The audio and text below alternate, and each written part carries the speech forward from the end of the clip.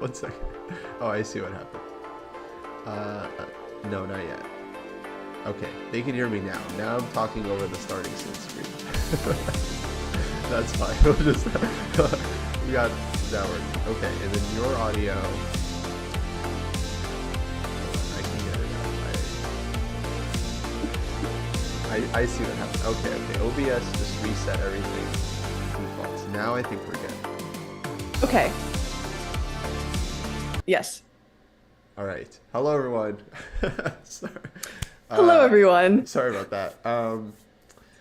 Yeah, welcome to Division 2, Division 3 Champions Chess Tour, Julius Baer Generation Cup. We're going to be watching the games. Both divisions here. How's everyone doing? Hello. Jules, how are you? Hi. I'm doing great. We're professional streamers here, very professional. We do this for a living, streaming, including the tech part of it. So This is not our first time streaming. no, definitely not. Although it might sound like it or not sound like it based on audio. So there's that. But I'm happy to be here joined by Kostya, who is a close friend of mine. We've actually commentated for Div 2 and 3 before. That's right. Happily. And they had us back. So that means we must have done a reasonable job last time because we're here covering Divisions 2 and 3 once again. And by the way, guys, so many players are playing today. In fact, we've got like 64 games to look at about. So if you have any favorite players, we're happy to just jump around, look at different games. This In is the not chat. let me see if I got this right. This isn't like an official commentary we're doing. Like it's official, but it's not like this is Not more like casual. super official, as you can tell, as you can tell. Yeah, like we're reading chat, we're reading the names. Actually, we got like 4 chats for this show, but I've got them all in one block, so we're seeing all the chat, and yeah, should be fun. These events are always very fast. In fact, we might even be missing games, so I can just start. We can just jump to a Yeah, game. let's take a look. Let's take a look. And we actually have some very, very stacked divisions, Kostya, and chats. So we're gonna have a Yes. lot to look at. We're gonna have a bunch of games in Div 3 and one match, I believe, in Div 2. So we decided we might take a look at that first. Yeah. But if there's a Yeah. game in Div 3 you guys really, really like, feel free to let us know in chat. Absolutely, folks. Yeah, let us know who you want to see. There's a ton of players. Maybe one of the mods could drop a link to the events page if people want to see all the different matches. I've got some of them up on the page here. These are all from Division 2. These are going to be 4-game matches, 10 plus 2. They've already started, but I don't know. I think there might be some odd things happening. Like I've got this game up, Wesley So against Norbek Yakubov. I just saw All the both of other these ones. players actually in the Olympiad, but they're spending way too much time for move 2 of the opening. All the other ones are going, so I'm sure it's just the issue with that game in particular. If we want to click on another game. Okay, let's jump around. Oh, we have Vidit against Ray Robson. This is another Olympiad match. Both of these players, actually, a lot of these players were just in Budapest playing. So it's cool to see them battling it out online. Yeah, absolutely. And the Indian team came victorious over the US team in the Olympiad, if I remember correctly, right?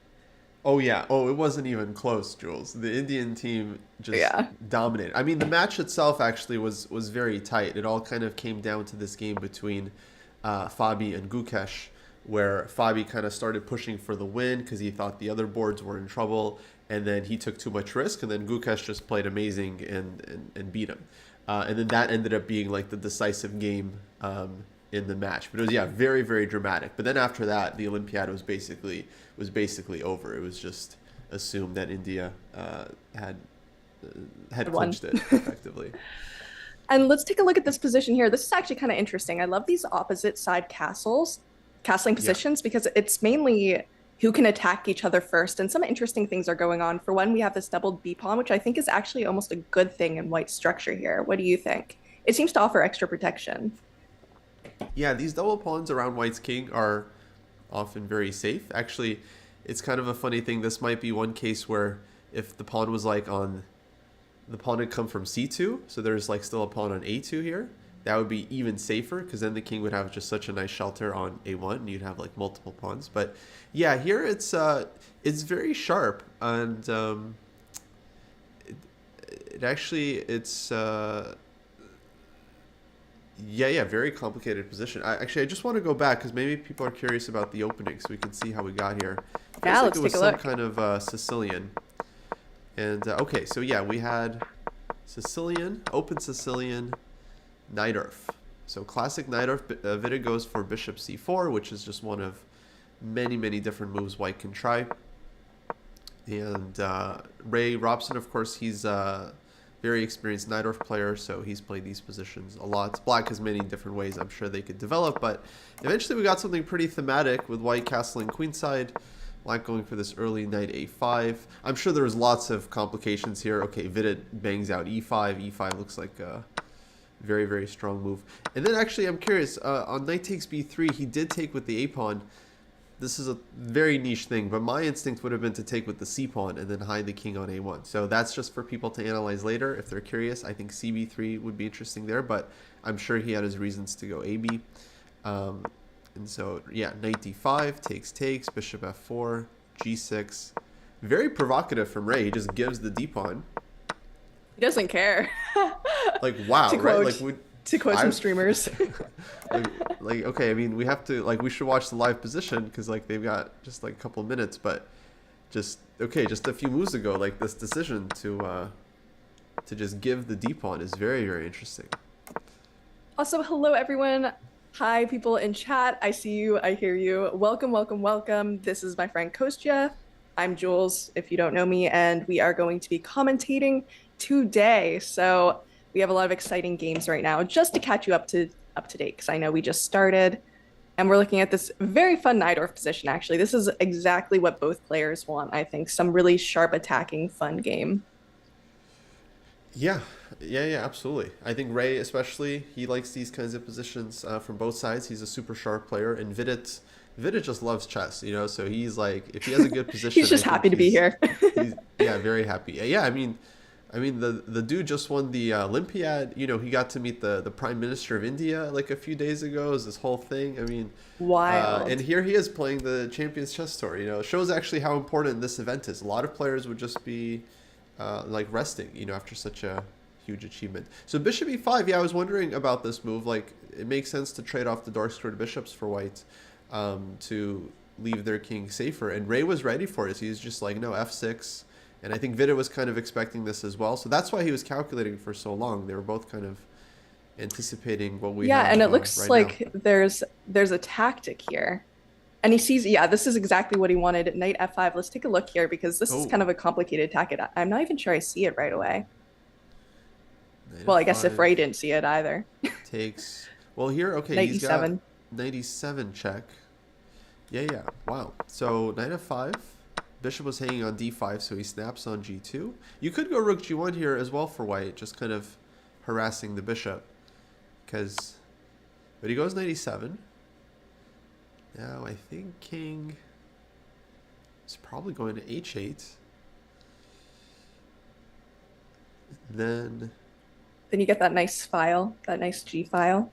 Yeah, probably like rook g1 and h4 is coming. So it's like, okay, he's giving back the pawn that Ray sacrificed and going for the attack, which is kind of what you usually want to do in these positions. Honestly, it looks very nice to me for white. Actually, I don't have the eval on. I can turn it on. I don't care. You should turn it on. Yes. Yeah, it really depends what people's preferences are. Yeah, let me turn it on. Me and Kostya have been having this argument forever. I do not think you should commentate without an eval bar. Like, it just makes it easier for everyone to be able to assess the position, especially in complicated positions like this. Yeah, I mean, I think for like blitz and rapid chess, it is kind of fun. So I'm with you there. And I'm Thank seeing you. that Vidit so far has played this game at 99.5 accuracy. So 99.5 from Vidit. Look at Honestly, that. I think these numbers are just fun, but you know what? Fun is fun is okay.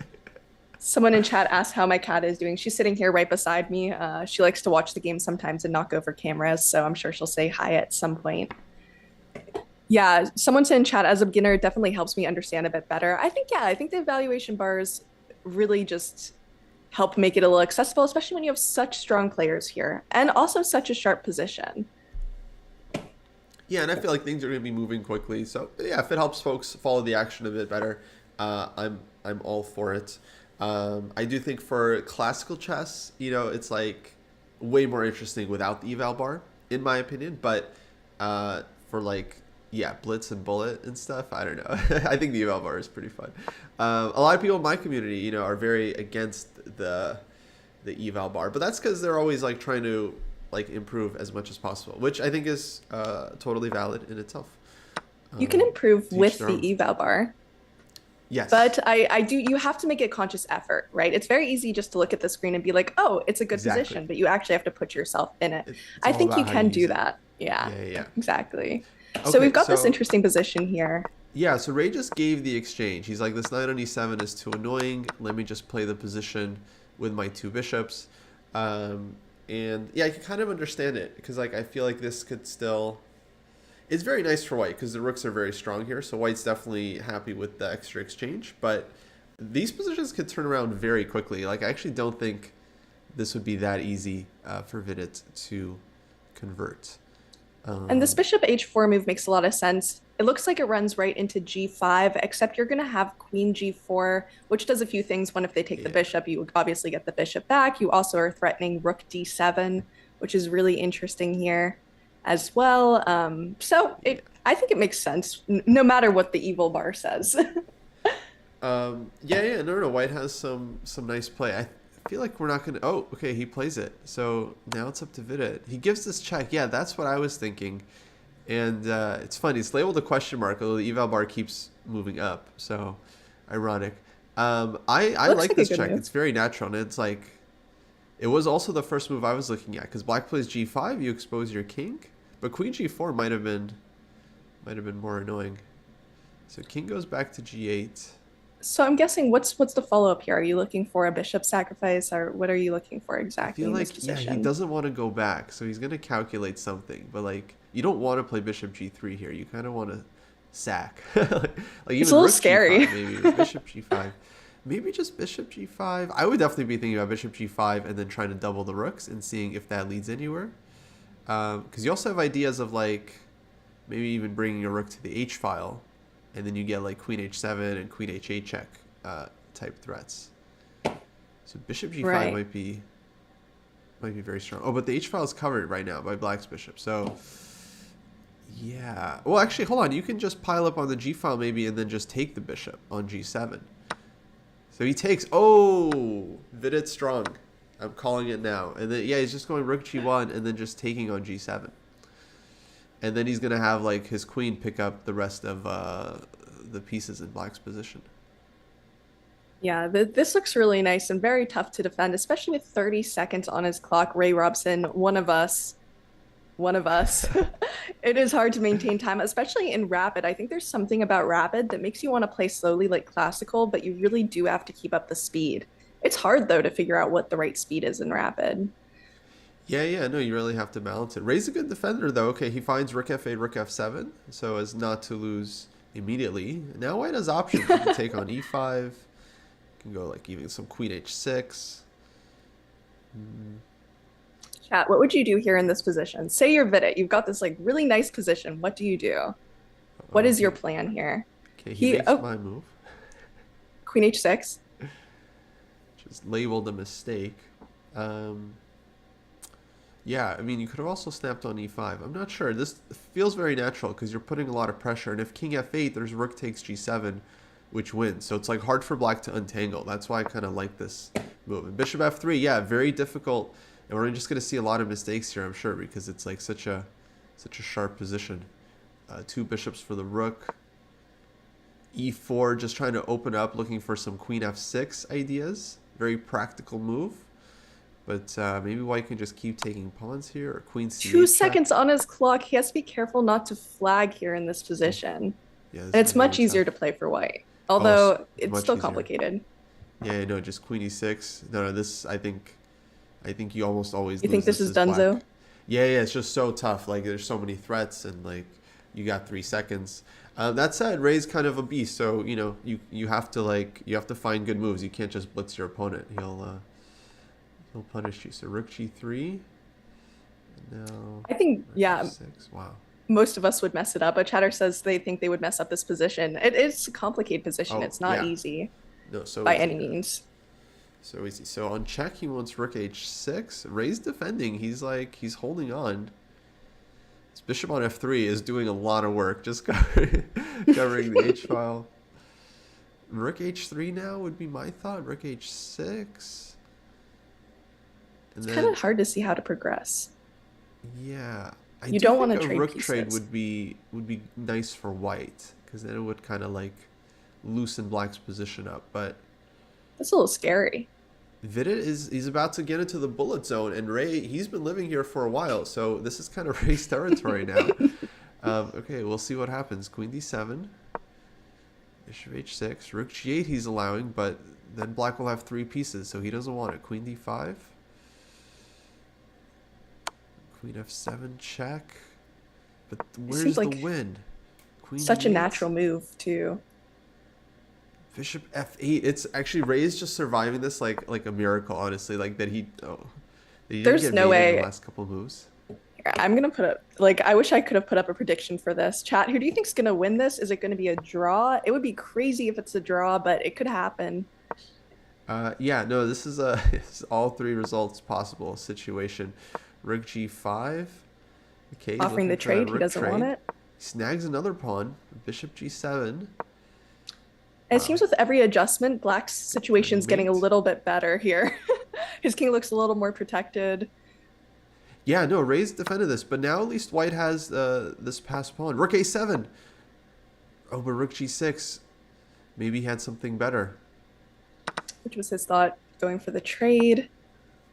You have to be careful. There's so much going on here. What a how transition. do you take advantage of this position? 2 seconds on his clock too.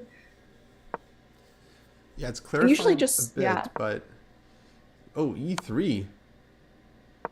Oh man, what is Ray doing? I thought Ray was like holding solid, then he just gives a third. He just gives the third pawn. Oh no. Oh no, he's playing. for the But win. don't flag. Oh, that was so scary. Rook d4. What a move. He went to like 0.01 seconds there. Okay, this game Paul, has thank chapters. you so much for subscribing. I appreciate you.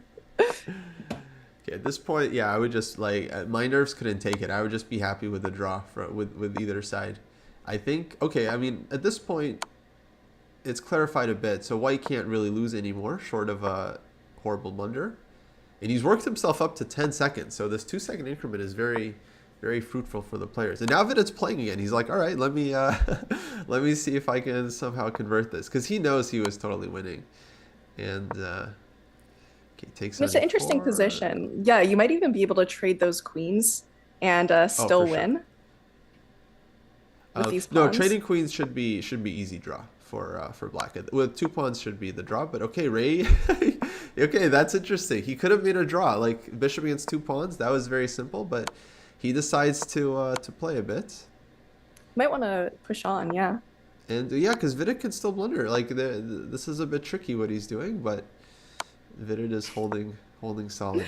And if you look at the graph of this game, it's just up and down. Like this has been Very crazy. funny. It looks like a skyline, like a city skyline, just tons of skyscrapers, and then like down. It's interesting now that it seems that it's playing for the draw. Yeah, white can't really hope to win this anymore against the bishop. Yeah, he just trades. Okay, and now queens it's just gonna Wow, what a game! What a Gonna be okay, drawn. like game of the tournament. Like, already. You call it right now, game of the tournament? I'm calling it. Yeah. But let me switch over. Okay, we got Wesley So against Let's take a look. Noterbek Yakuboev, one of the Uzbek hopes. The other Noterbek. The other Noterbek, exactly. And another barn burner, I gotta say. Yeah, he's a very, very Very strong sharp. player. Okay, well, let's take a look here. It seems like people came to really play chess. I mean, not seeing any Berlin so far.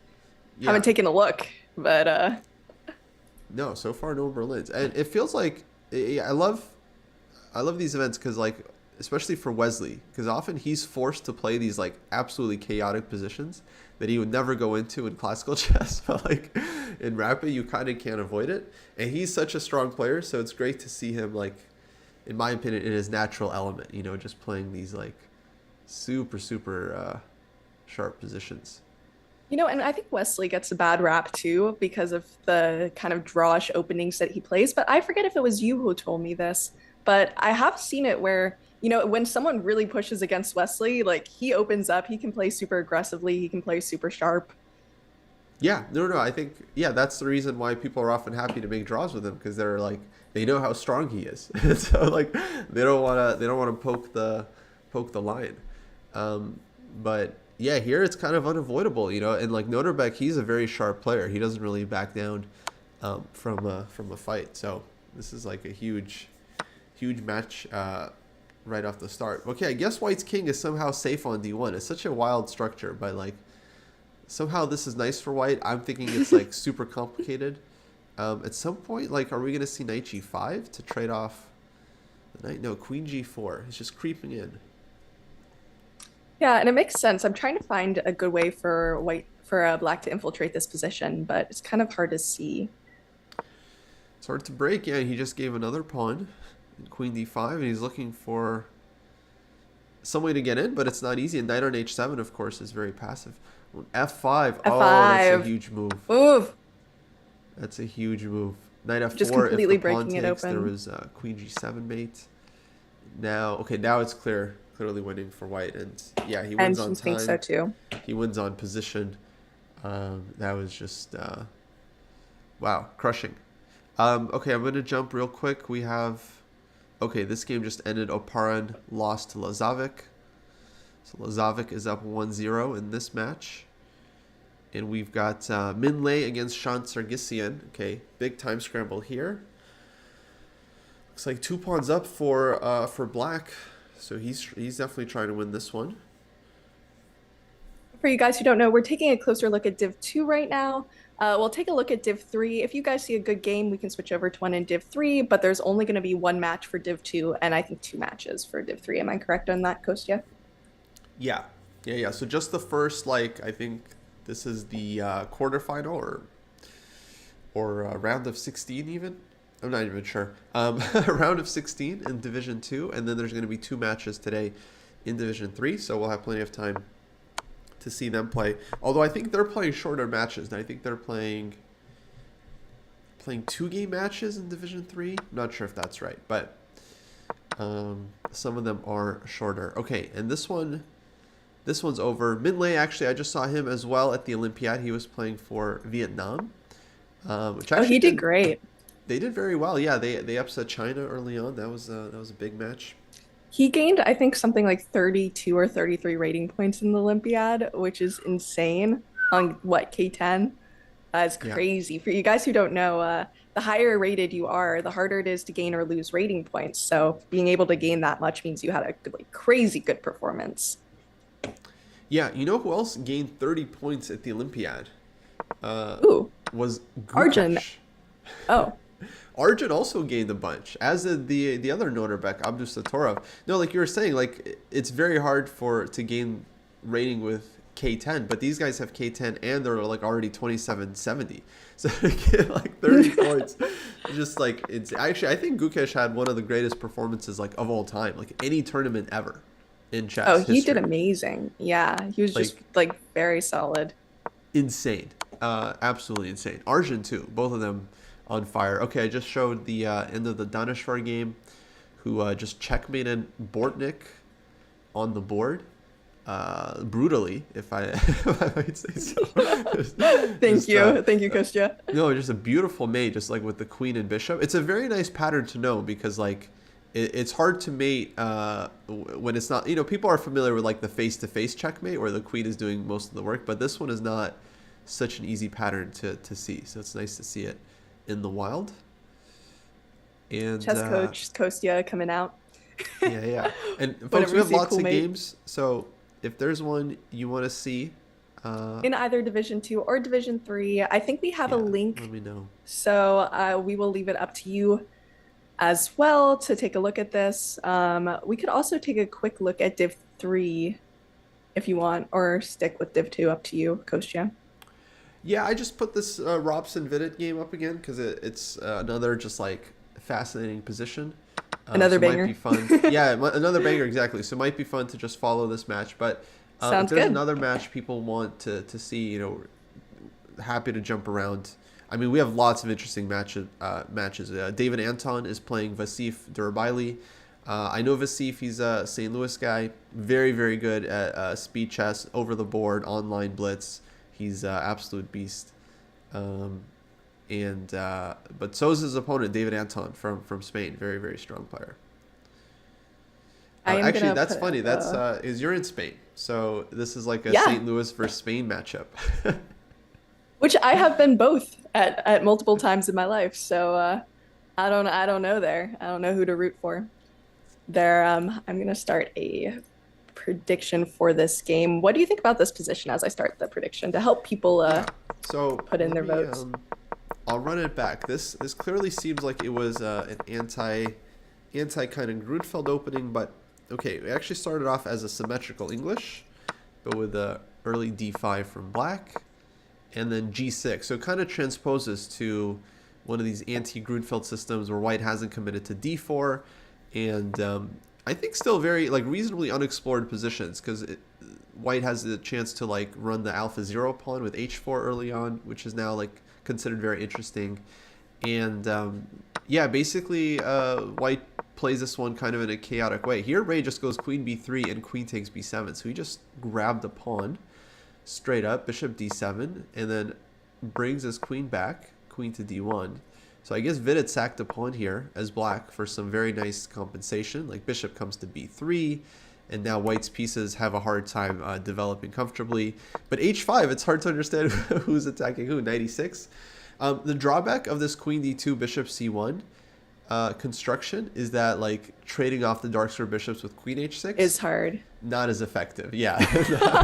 I mean, you could try, Not as good guys. here. Like, nothing's stopping him, technically. So, and this is actually an old Soviet rule I learned when I was young. Maybe I'll share it with y'all today. Is like if you want to give checkmate, you lead with the queen. So like queen and bishop battery, queen and rook battery.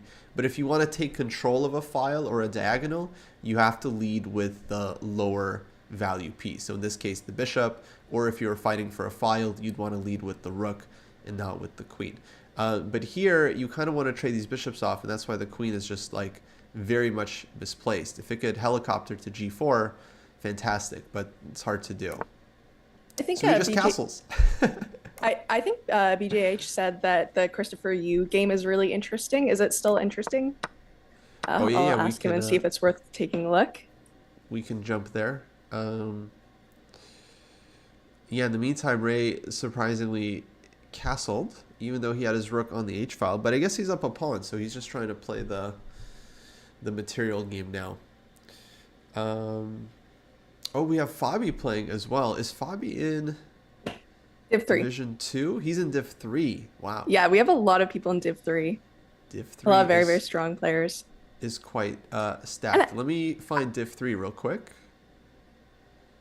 Yeah, and also, if you look at the Fabi game, he actually lost his first round in Div 3, so he's kind of in a comeback situation here. And the position looks good for him, which we're probably going to take a look at. Yeah, I just hopped over here. Okay, so Fabi's Awesome. down a point. This is the this is now. Do you know what Fabi's rank is right now? Just pop quiz. In the world. 3? What do you think, chat? I have no clue. What, 2? He's trying 4? to take down Hike here. He's number 4 now. He's number 4 because Arjun passed him at the Olympiad, which is wild. That's crazy. Yeah, someone in my chat actually guessed it, number 4. Wild. Yeah, that's insane. And he actually, I think a lot of the top 10 really hit back against the criticism that they don't play opens. Like a lot of people say, oh, the top 10 only plays invitationals because they'll lose their rating if paired against slightly lower rated players. But that did not really happen at the Olympiad. In fact, they all gained a bunch of rating, most of them, I think. Yeah, yeah. No, I mean the Olympiad is great because it gives so many like underrated players a chance to gain a bunch of points.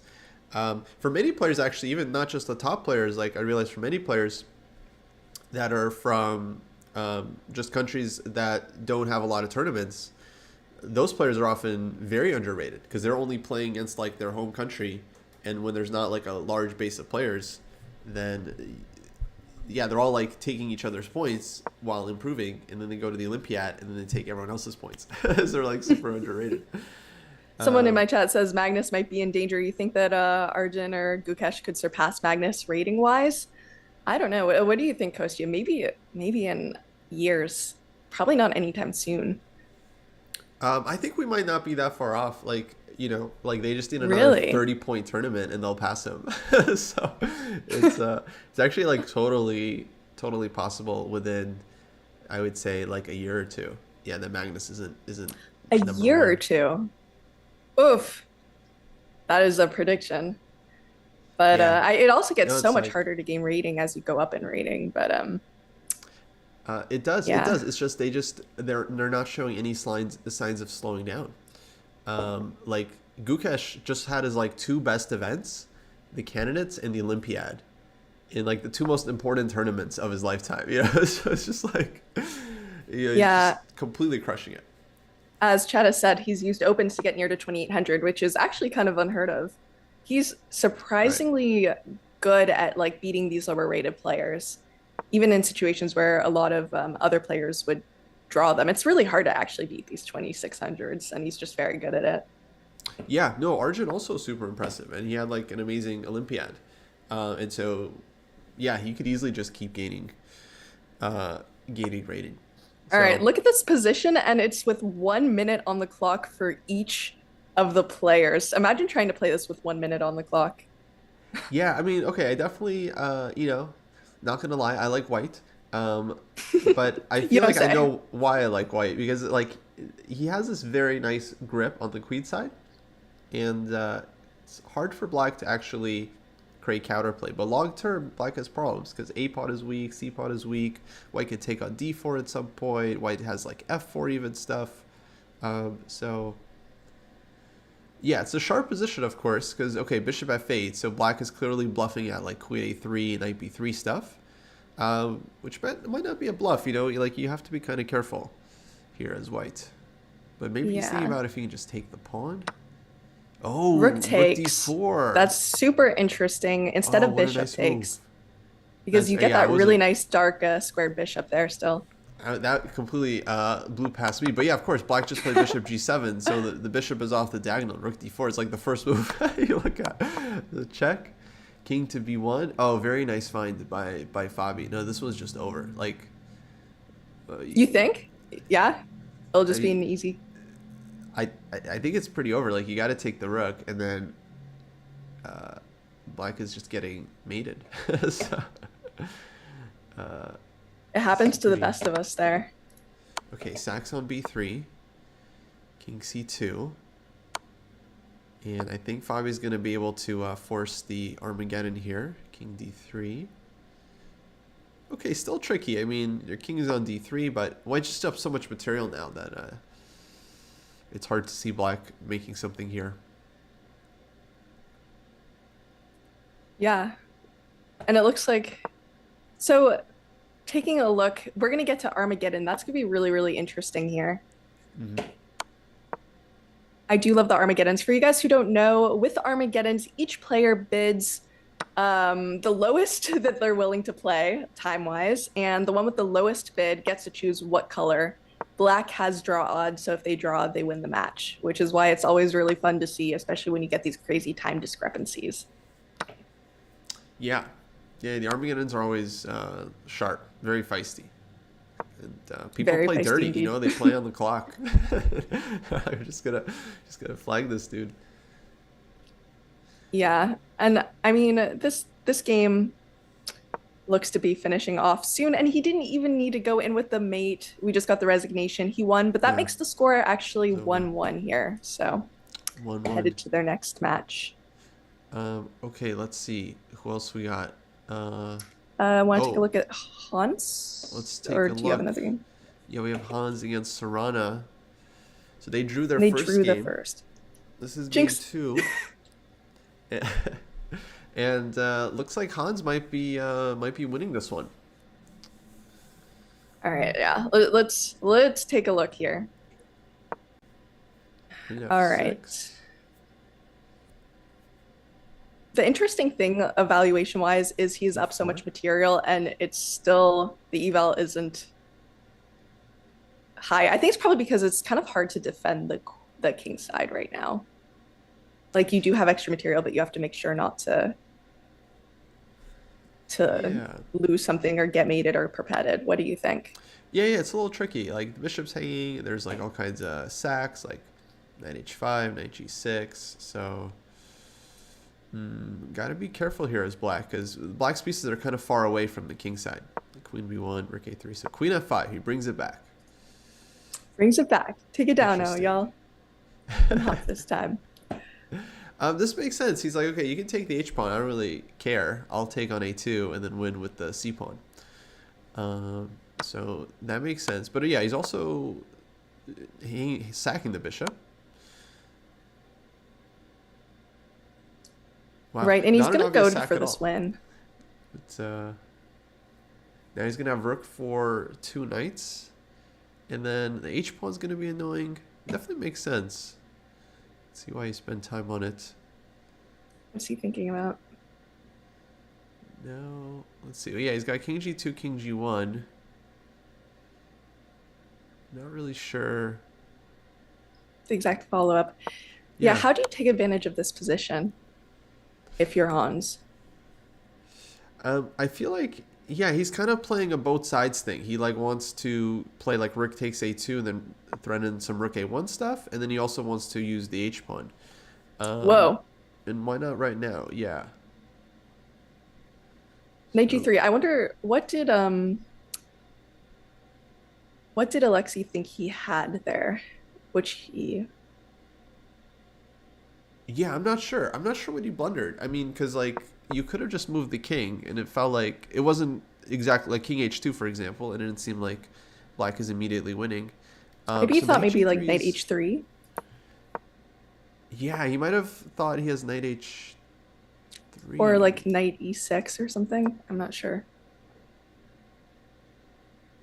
He could have given queen c8 check and then got knight h3. So I don't know what the issue was there, but anyway, he goes for this like counterplay, queen b7, but like once the counterplay runs out, white's losing a horse. Rook f6 maybe? We do like to keep our horses on the board generally. Yeah. Absolutely. Okay, queen c7, so Serrana's still he's being very resourceful. And now if you take, there's still knight e6 check. What a trap. So queen g4, Hans is on top of it. Dang, this is very sharp for like no time at all. Look at this. And you know, Hans is very good at speed chess, as we have seen lately. So Yeah. yeah, he's kind of showing his skill there. Knight g3 was a odd move, but this looks very, very, Oh, now it's very simple. yeah, nicely found. Now it's just game over. You can trade And we queens. see the resignation there. Okay, Hans wins the game. I think there's going to be a game 3 though, so he's leading this match. It's not over. And someone asked how Keimer's doing. Keimer is 1-0 against Jacobian currently. Oh, here's the Christopher Yu game.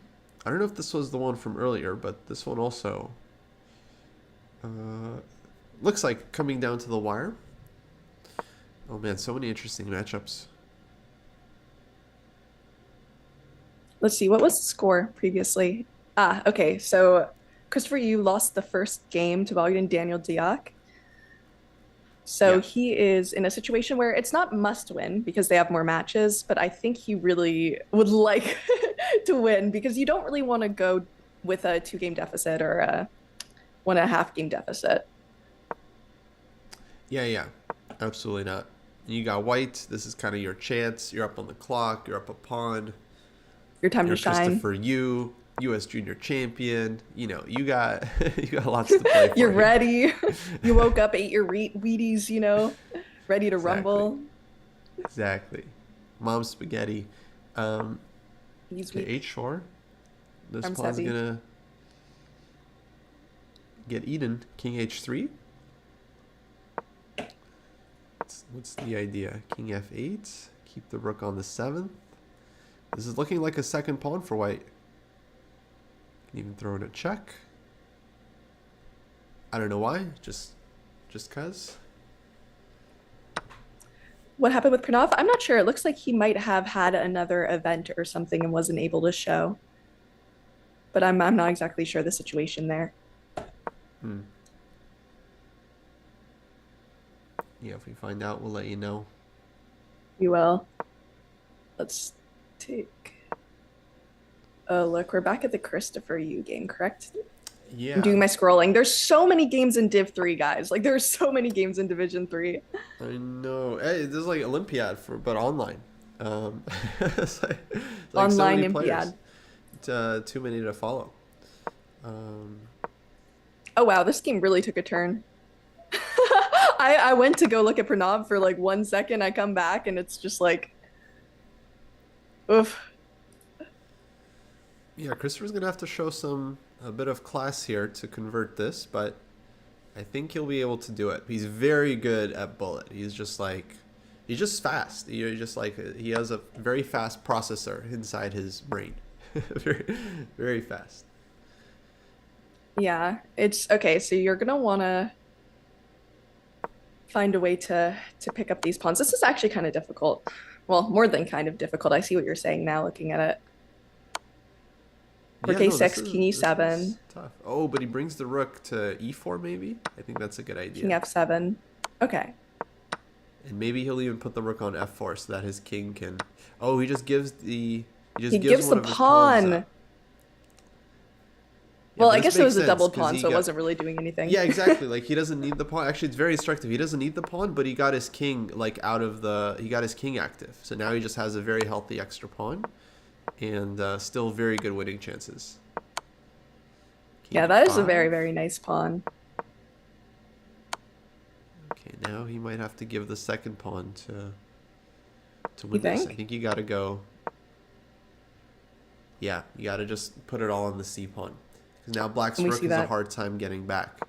So rook C1 here, exactly getting behind the pawn. King to E5. And now, that's where your pieces belong. Yeah, rook C5 coming to cut the king off, and king D7. No, rook C5. What? Christopher? Oh, no. Oh, no, he blew it. He blew it.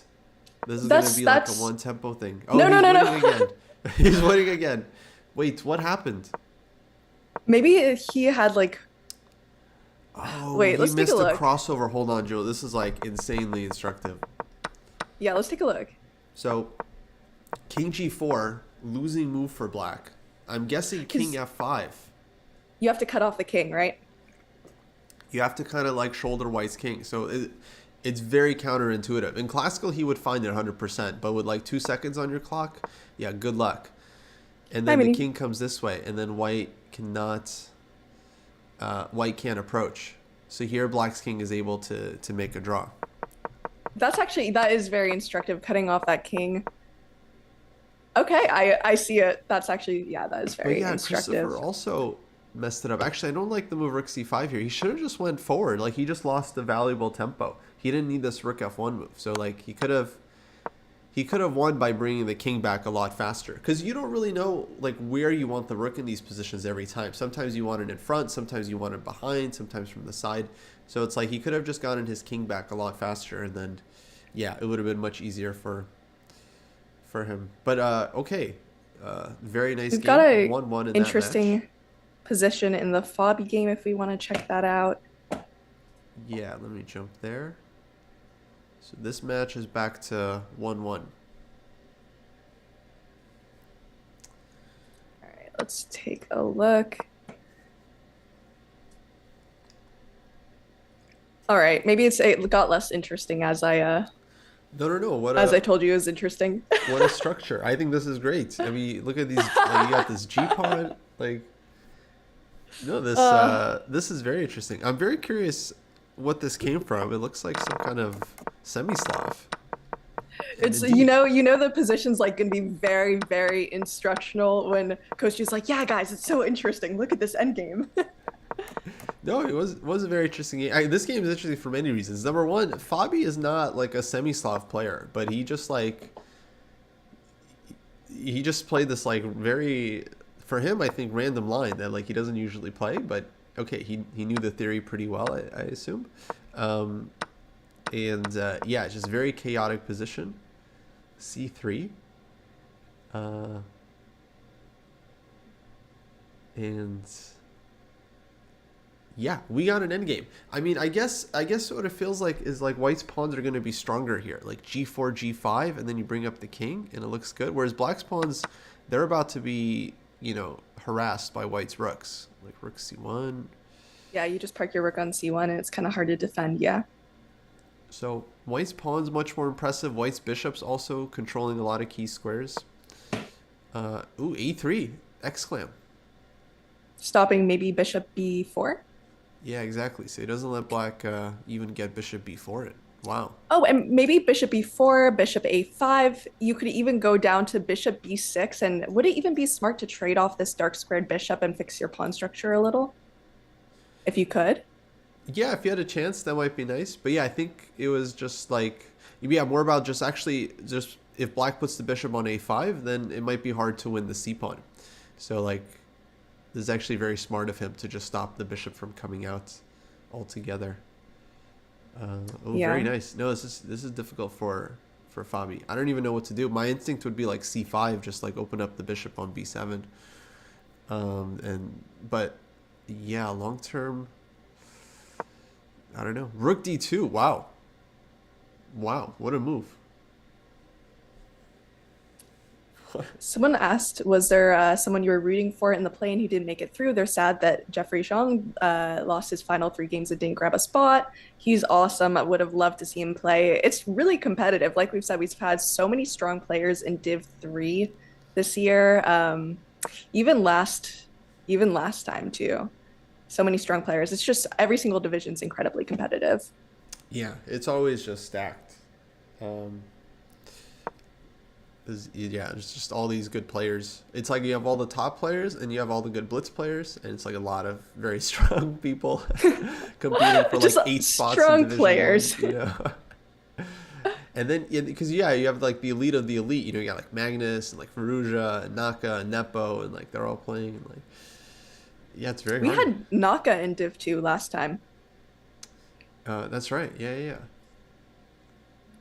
Speaking of Div 2, I'll also take a look and make sure that there isn't something super interesting happening. But it looks like the third game's kind of just started for most people. Cool. Yeah, we should definitely jump back there at some point. But very insane like exchange stack from Fabi. He just goes Rook D2, which was honestly kind of dark, but a very nice idea. Like going for the dark squares, and Hike didn't even take it. He just goes Rook F2, Bishop F3, and yeah, it looks like Fabi's defended this very, very well to find this like creative idea for counterplay. So okay, this one is kind of even. We can keep jumping around. All right, chat. By the way, if you find a game that you like and you want to see more of, let us know in chat. We have so many games to get through that it is very helpful when you guys can look and see a game and tell us. So Yeah. like, this looks cool. You Otherwise, guys let us Kostya will know pick an end game structure. who you want to see. Yeah, otherwise I'm going in game. Actually, I think it's just fun to like watch people that you kind of know and root for. I think that's the most fun. So like, yeah, if anyone is fans of anyone, we got Kamsky, Yesipenko. Just let us know. We got Nicholas Theodoru against Frederick Svane, also very interesting match. The other Svane is playing. Oh, we might get a Svane versus Svane at some point in this tournament. That could be fun. If we gotta watch that match if it's Svane versus Svane, because they're both in Div 3. That'd be cool. And Rasmus, he's up 2-0 against Bosiocic, but he's okay, he's definitely losing this game. So he's up 2-1. So he'll have to hold the last game as white. And then Frederick is playing my boy from St. Louis, Theodoru. And okay, I just lost their match, but let me bring. Oh, Boris Gelfand is playing. That's too many players. That's wild. And Frederick is 1.5 against 1.5 against Theodora, so he's got a critical game for here. I saw the question about Fabi's game. Actually, let me bring that back up. To me, it looked like he's playing really well to hold it. And will he be able to push for a win? Maybe. The way this game has been going so far, it's definitely trending in Black's favor. And look, like he found like another sick move, like Rook takes F4. Okay, Compy doesn't like it, but still, like it's very cool. Like Bishop takes F4. You have Bishop C5, and then Bishop G3, and then like and C2. then you get your piece back, yeah. Because well, you get like you'll still be down a piece after Bishop F2, but I think he was banking on the C pawn. So Hike takes on B2, and now it looks like, yeah, this might be turning a little bit because White's pawns are falling. Rook takes C5 coming. Fabi played this like an absolute like That's genius. crazy. No, especially because those positions are so difficult. Like those slightly worse endgames. At least when you have pieces on the board and you're worse, you can hope for some kind of crazy tactic or just complicating the position. But to be able to turn a position that's, I know you don't think it's simple, and I guess it's not, but still relatively, you know, No, it does show very good technique. Ugly for Black. Like I'm very impressed with how he turned it around. He played like a tall, basically, like just like a tactical magician, as someone put it in chat. And now, yeah, he's definitely going to push for the win because he's going to pick up this A pawn, so he'll have 2 versus 0 on the queen side, maybe just 1, but then the E pawn is falling, F pawn. So, yeah, he'll have chances here for sure. And tell me if this is your guys' experience, chat, but I find that when you push for a win and then all of a sudden it turns and now you have to try to hold a draw, it can be really tough to adjust. Mm-hmm. You can find yourself playing some wild moves just because you're not used to playing for that draw. Yeah, no, it's one of the hardest things to kind of shift your mindset. Both from like you're happy with a draw, now you got to play for the win. That one's maybe a little bit easier because you get excited, but much harder is like you're winning and now you have to play for a draw. That's brutal. That's brutal. And a lot of players don't adjust in time and they lose the game. So here we'll see if Hike can defend it. I'm sure he's adjusted by now. He took a bunch of time probably accepting his fate. That he's now going to have to hold this. But it won't be easy. Let's see, Bishop C5 here. Your idea to trade the bishops might be something. Yeah, playing not to win, as someone said in chat, is very difficult. Playing for a draw is one of the most difficult things. It's very, very stressful playing for a draw. Someone in chat says, I tend to be much more risk adverse these days, happy to accept draws rather than risk losing. Yeah, that's definitely something a lot of players face. You see it a lot against top players with Magnus. In their good positions, they can get a little scared. But I understand it's Magnus. I found the best tip I learned about how to get better at like playing for a draw is to try to realize that snatching a draw from a lost position is just as good as snatching a win from a drawn position. And we all feel great when we get a win from a drawn position. And so you have to trick yourself into believing that getting a draw from a loss is also fun. And it is kind of the same thing. It's still like you gain an extra half point. But you have to like really put the shift in your mindset, because then you'll be much more like willing to defend bad positions, and you'll be much more kind of resourceful looking for counter chances. Also, it looks like Vincent Keimer is kind of killing it right now. Currently 2 out of 2, and the game looks pretty interesting. Okay. Let me see if I can. And who might he be playing? He's playing Kobe. Oh, okay. I think that's at my top. Yeah, first game. Thank you. Okay. Oh, 2-0, and it's +4 on the eval bar. Yeah, that's kind of stop, he's already dead situation. Jeez Louise. Oh man, yeah, the king is in the center on e8. Oh boy. This is unfortunate. He's having a good day. Yeah, and Aram is another St. Louis local, so he's also my boy. He's very good in online chess, but yeah, clearly Vincent showed up in just another form. Yeah, and sometimes people do that. You just see them and they're kind of unstoppable. One thing I'm realizing is that the ratings on our screen are the chess.com rapid ratings, which is actually Really? very cool. So it's not like they're like Blitz or like FIDE Blitz or rapid ratings or anything like that. Because I noticed that their ratings actually change with every game. So as they win games, their rating goes up and down like it normally would, if you play like a normal rapid game. So That's this is very interesting. interesting. Yeah, Yeah. and those are really high for rapid ratings as well. Because rapid ratings tend to skew lower. They do, yeah. So it's like, yeah, online rapid I'm sure is higher than OTB rapid. Because I think OTB it's like you only have one or two players above 2800 or something. Um, Yeah, I wonder if we'll see a player who doesn't play a lot of online rapid and they just have like a really low rapid rating, just farming rapid from this event. But yeah, I'm sure all yeah. the players here have a lot of experience. No, it's probably happened, but I think at this point they've played enough of these events that it's kind of caught up. And I imagine they probably set like a, like if you're Basi Mamin or something, you probably get like a 2600 minimum. And, Start. yeah. Okay, yeah, beautiful position from Keimer, and he's got like 4 minutes on the clock. But you never Someone know. asked my rapid rating is. It's Oh, that's 2000 it. something. That's it, and he wins it. Yeah, 3-0. And Kobe that just means that's the end resigns. of the match, right? It's Yeah, just over. that's it. So Aram's not out. He goes down to the losers bracket, where he'll play, I think, another match against someone else. And Keimer will also, I think, play a second match today because he's in Division 3. So he's going to wait for the winner of something. I had the bracket up. I Oh, had could the we check bracket out up Min's game in earlier. D2? Yeah. All right. Let's jump back to D2. Just open up this. Make sure. Okay. Yes. Div 2. Games. Okay. So Chat, Min who has the highest against rapid rating Sargsyan. on Chess.com? Yeah, this is kind of an interesting game. How did this happen? Can you take us back Yeah, yeah, in yeah. time a little? This looks like a London. So Min's down 1 point. All right. So he plays the most aggressive opening in chess, the London system.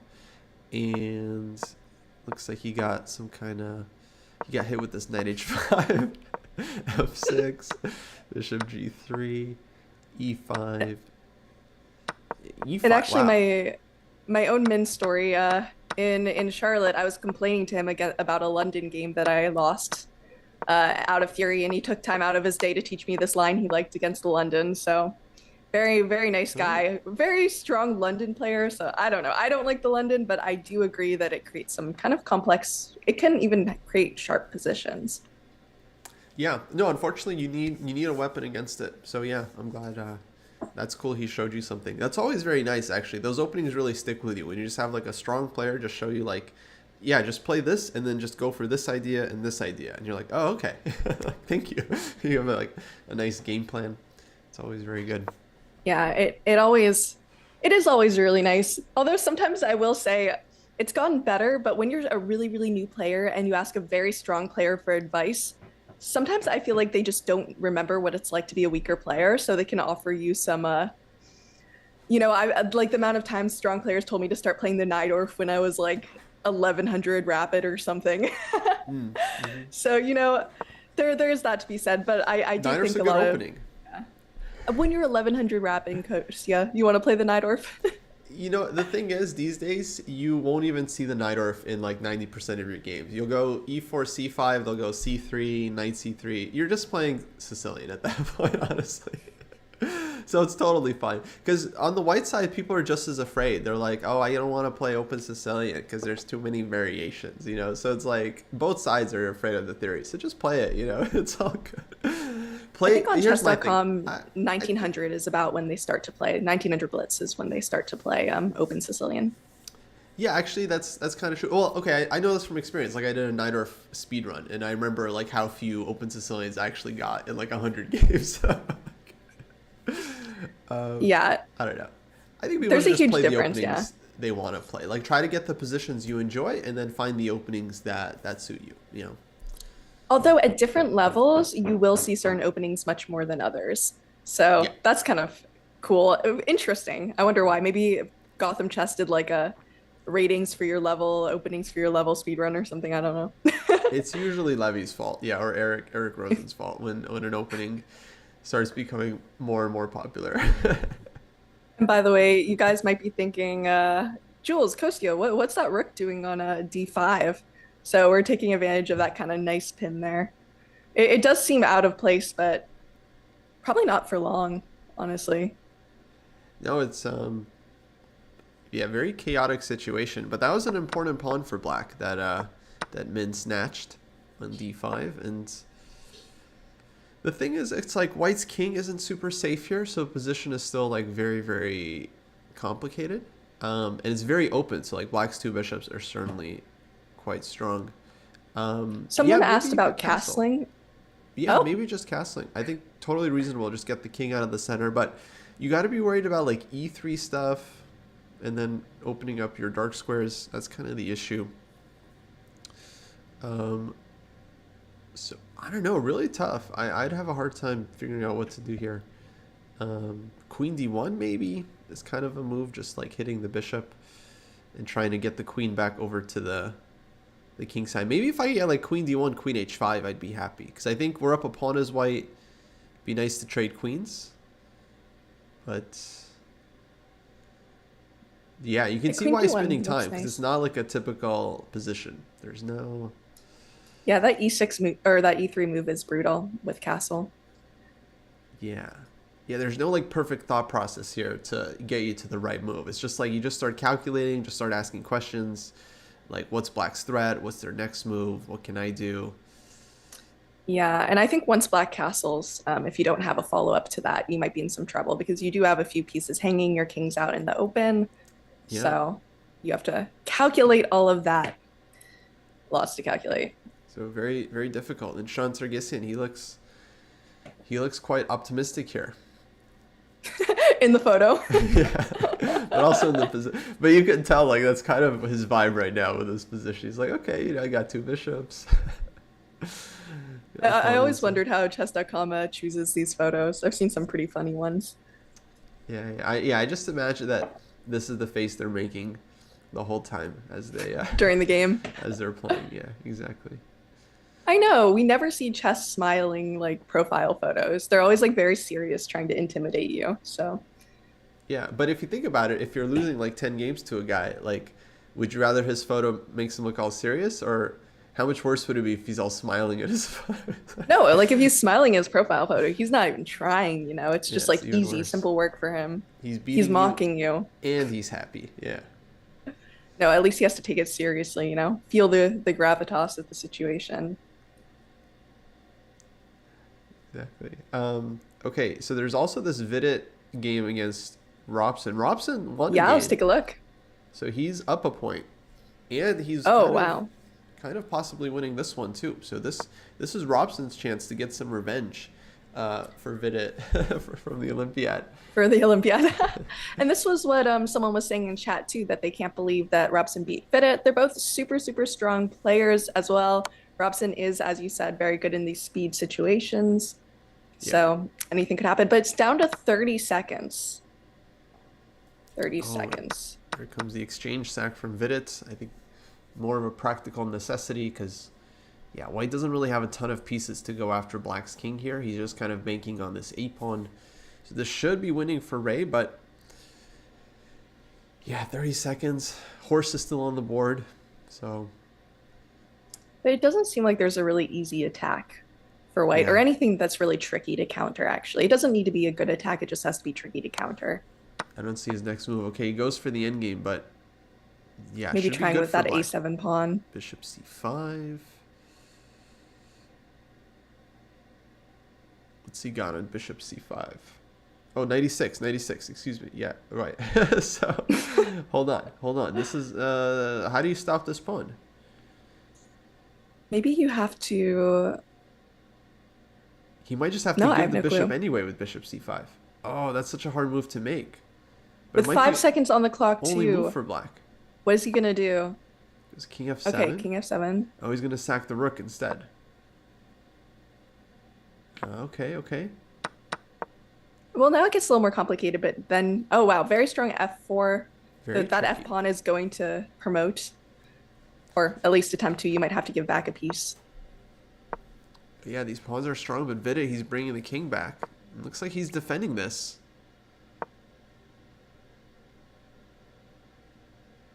Wow. Really tough position. I mean, I think Ray made like all the most natural moves, and I don't know, where he went wrong.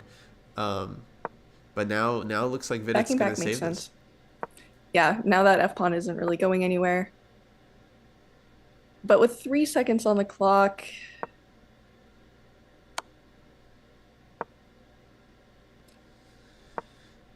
if takes, maybe you win back that f pawn and maybe the Should h be pawn a after. draw.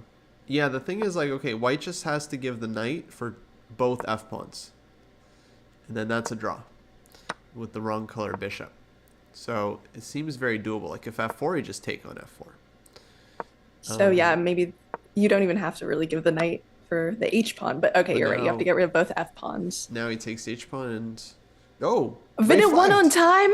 Oh no! Oh, brutal. Oh, maybe he was so into the position that we were. We didn't even see the time. So maybe he was having the same experience we were. I thought he was on it. I thought, race fast. He's got Whoa. it. Dang, you don't expect these guys to flag, but oh, that's a big win for Vidit because he had no business winning that game. I mean, he didn't even have a permit, right? Just no business whatsoever. That was, I mean, it happens. It happens, and we've seen worse flags. We've seen like dead lost flags. So also, some people are saying hi from YouTube. Hello, everyone watching from YouTube, everyone watching from Twitch. We have some really interesting games going on here, and if you have ever flagged a game, you'll feel better watching these games. Everyone flags. I thought it was a draw. I thought they agreed to a draw for a second when I saw it ended. By the way, I just jumped back to this Min Lei game. Remember, he was spending all this time after bishop d6. Look what he played. Queen d1, old coast to coast idea. Rook d6 and queen h5, trading off the queen. You still got it after all Still these got years. It took him a little bit longer to come to the same conclusion, but yeah, I'm glad he found the right path, and now he's got a nice endgame to convert. Guys, this is what happens when you don't tell us what games to look at. We always end up looking at the end games. For you guys who don't know, Kostya is our resident endgame expert, has written a chessable course on it, and he really likes his end games. Honestly, I'm not even good at endgames, but I'm trying to I'm trying to learn. No, we can jump around. Let me see. Looks like we got. By the way, Jose Martinez, I believe, has already won his match 2.5 against Alexander Ingic. We got David Anton here against Vasif. Okay, this is an endgame. Let's move away.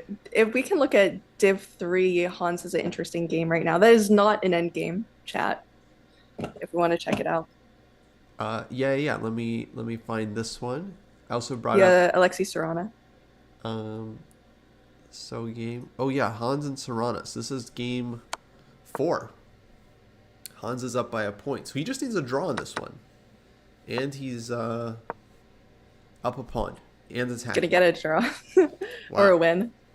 Yeah, these are interesting positions because you really see people making some desperate moves trying to avoid this draw, but you can't really. And now he wins the match. That's it. Forces the draw. Yeah. Very practical. I guess Serrano had nothing better to do because his position's pretty much unplayable. Knight h2 is a threat, so Hans wins the match. I think that means he will not be going to the loser's bracket. He will be staying on in the winner's bracket. That's right. We'll take a look. I'm scrolling through the games. Chat, by the way, if you see an interesting game, make sure to let us know. We listen to you most of the time, with a few exceptions. Yeah, of course. Oh gosh, not that in game. Oof. Um, Maybe let's go to the Vidit Robson game because now it's tied up and the position is pretty. What sure. is this? If you want to take a look. Yeah, Vidit Robson, game 4. Very bloody match so far. And this was a Slavic defense of some kind. Knight of 3, d4, d5. Okay, g3. And eventually we got the e6 and the c6. And c5, Ray invited the endgame. Vidit avoided it. And then bishop f1. Very nasty move from Ray Robson. Bishop f1. The idea to go e4. That's annoying. b5 from Vidit. a4. And Ray is just busting him up. So this is a big chance for Ray to just win this match without Armageddon. Right, this is the last game of the match, unless they draw. So whatever decisive results it is, that player will go home with the win, go on in the winner's bracket. That being said, it's got to be a little tilting if you're Ray to have lost on time like that. Yeah, absolutely, for Ray. So might not be in his best shape right now. But he's playing this pretty solidly. Yeah. So far, doing great this game. So I just wanted to bring up the brackets so I can have a better understanding of who might play who. Someone's asking. So yeah, Hans did win his match, and so he's gonna play the winner of Christopher Yu against Bogdan Daniel Dayak. Oh, maybe we'll get Neiman against Christopher Yu. That'd be great because that's a The grudge two match. Americans. That's a grudge match. Two American world champions. Yeah, two American world champions. And yeah, they might even be seeing each other in the U.S. Championships coming up soon as well. That is coming up soon, isn't it? Oh, that's so exciting. So many interesting tournaments coming up. Yeah. Especially since there's not usually a lot of tournaments in October, so it's fun to see things, have it in your little handbook for when you get bored to take a look at those games. All right, let's see. Reserved for U.S. champs. Knight disrespect, E4. exactly. It's going to be the disrespect match. Knight E4, yeah, he's trying to do something. I don't know what he's trying to do, but he's trying to do something. Thank you. That helps. I mean, it stops the move E4. Hopefully it does other things along with that. But yeah, Rook A3. I don't see why Eval said that was a miss. I don't really care. It looks decent, right? I don't really see any great follow-up besides that. Someone in chat had the idea to go Knight B6. So that's the idea of Rook A3, is to defend the rook so that you threaten Knight B6. No, it feels like a very interesting move. I don't know what the best move was. Engine always finds like crazy stuff, guys, like G4, I don't know, Knight H. It's just random. So I wouldn't worry about it too much. Rook A3 looks natural to me. Yeah, makes sense, adds up. The position, I think, is still... I'd say this is still in Robson's favor. This looks a little easier to play for white. Yeah. I don't know. Maybe it will just take you longer to get castled or something. I don't know the reason why. Do you have any predictions about the format? Yeah, these are 4-game matches, right? Best of 4? Yes. So I think once they get to 3, that's when they win. If I'm correct. Does that sound right? Or like 2.5? 2.5, yeah. Wait. So. Yeah, 2.5. That's best of 4. Yeah. So yeah, that makes sense. Yeah. First to 2.5. If it's tied I'm taking a look right 2, now. Then they go to Armageddon. Right. And then I think we're gonna see, same as last time, winners and losers bracket. Right. Exactly. Yeah, which we're gonna actually see today. We're gonna see losers bracket round 1 for yeah, as well. And for D3. Okay, so we're gonna see a few things today. Yeah, D3 is going to have, the first losers bracket match, which means we'll have some eliminations today Oh, from D3. so spicy. It's gonna be sad to see these players go, you know? We joke that when you get eliminated from the losers bracket, they send you to a Zoom call where you have to do your favorite ABBA song on karaoke for the whole like group, you know? So that's the reason they really want to avoid getting kicked out. Right. That's the problem. Wow. Looks like Vidit just sacked his queen. Ooh, yay, let's take a look. Very exciting. We love our queen sacks. So this is interesting. Yeah, he's got a couple pieces for it, but a queen is a queen.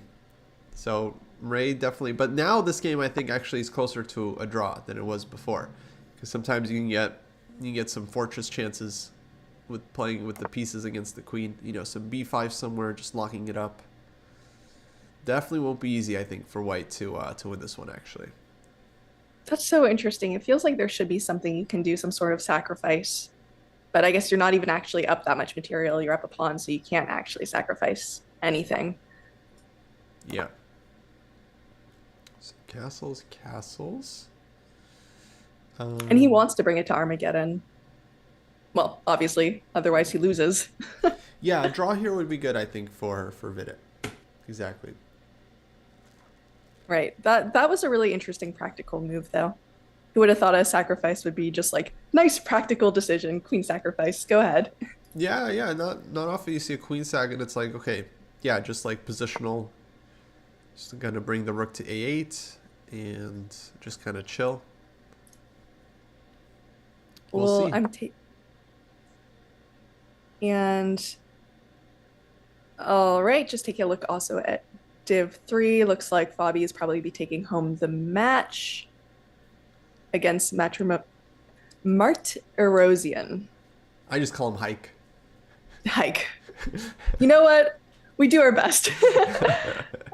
And then Duda, the match there is tied up. Duda's playing? Yeah, Duda's playing D3 if you want to take a look. In fact, we have Duda. our last game there. Man, I'm missing the Duda. I'm trying to find the pun there. Gelfand won. Actually, yeah, I'm totally missing the Duda match. Who's he playing? He's playing Kirill Alexenko. Oh, I see. I've actually seen at a lot of tournaments. Never talked to the guy, but I always see him at all the tournaments I do. Yeah, he's strong as well.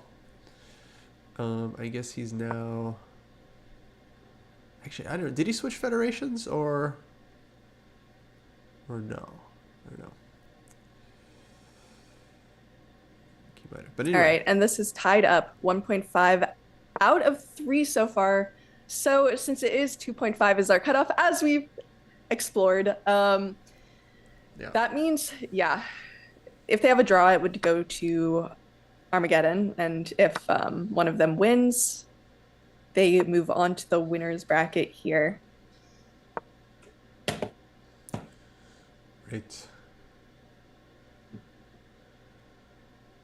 Let's take a look. Okay. Just trying to get into this position. It's very, very unbalanced right from the get-go. I guess black is a pawn up, so he's happy. He's got a pawn.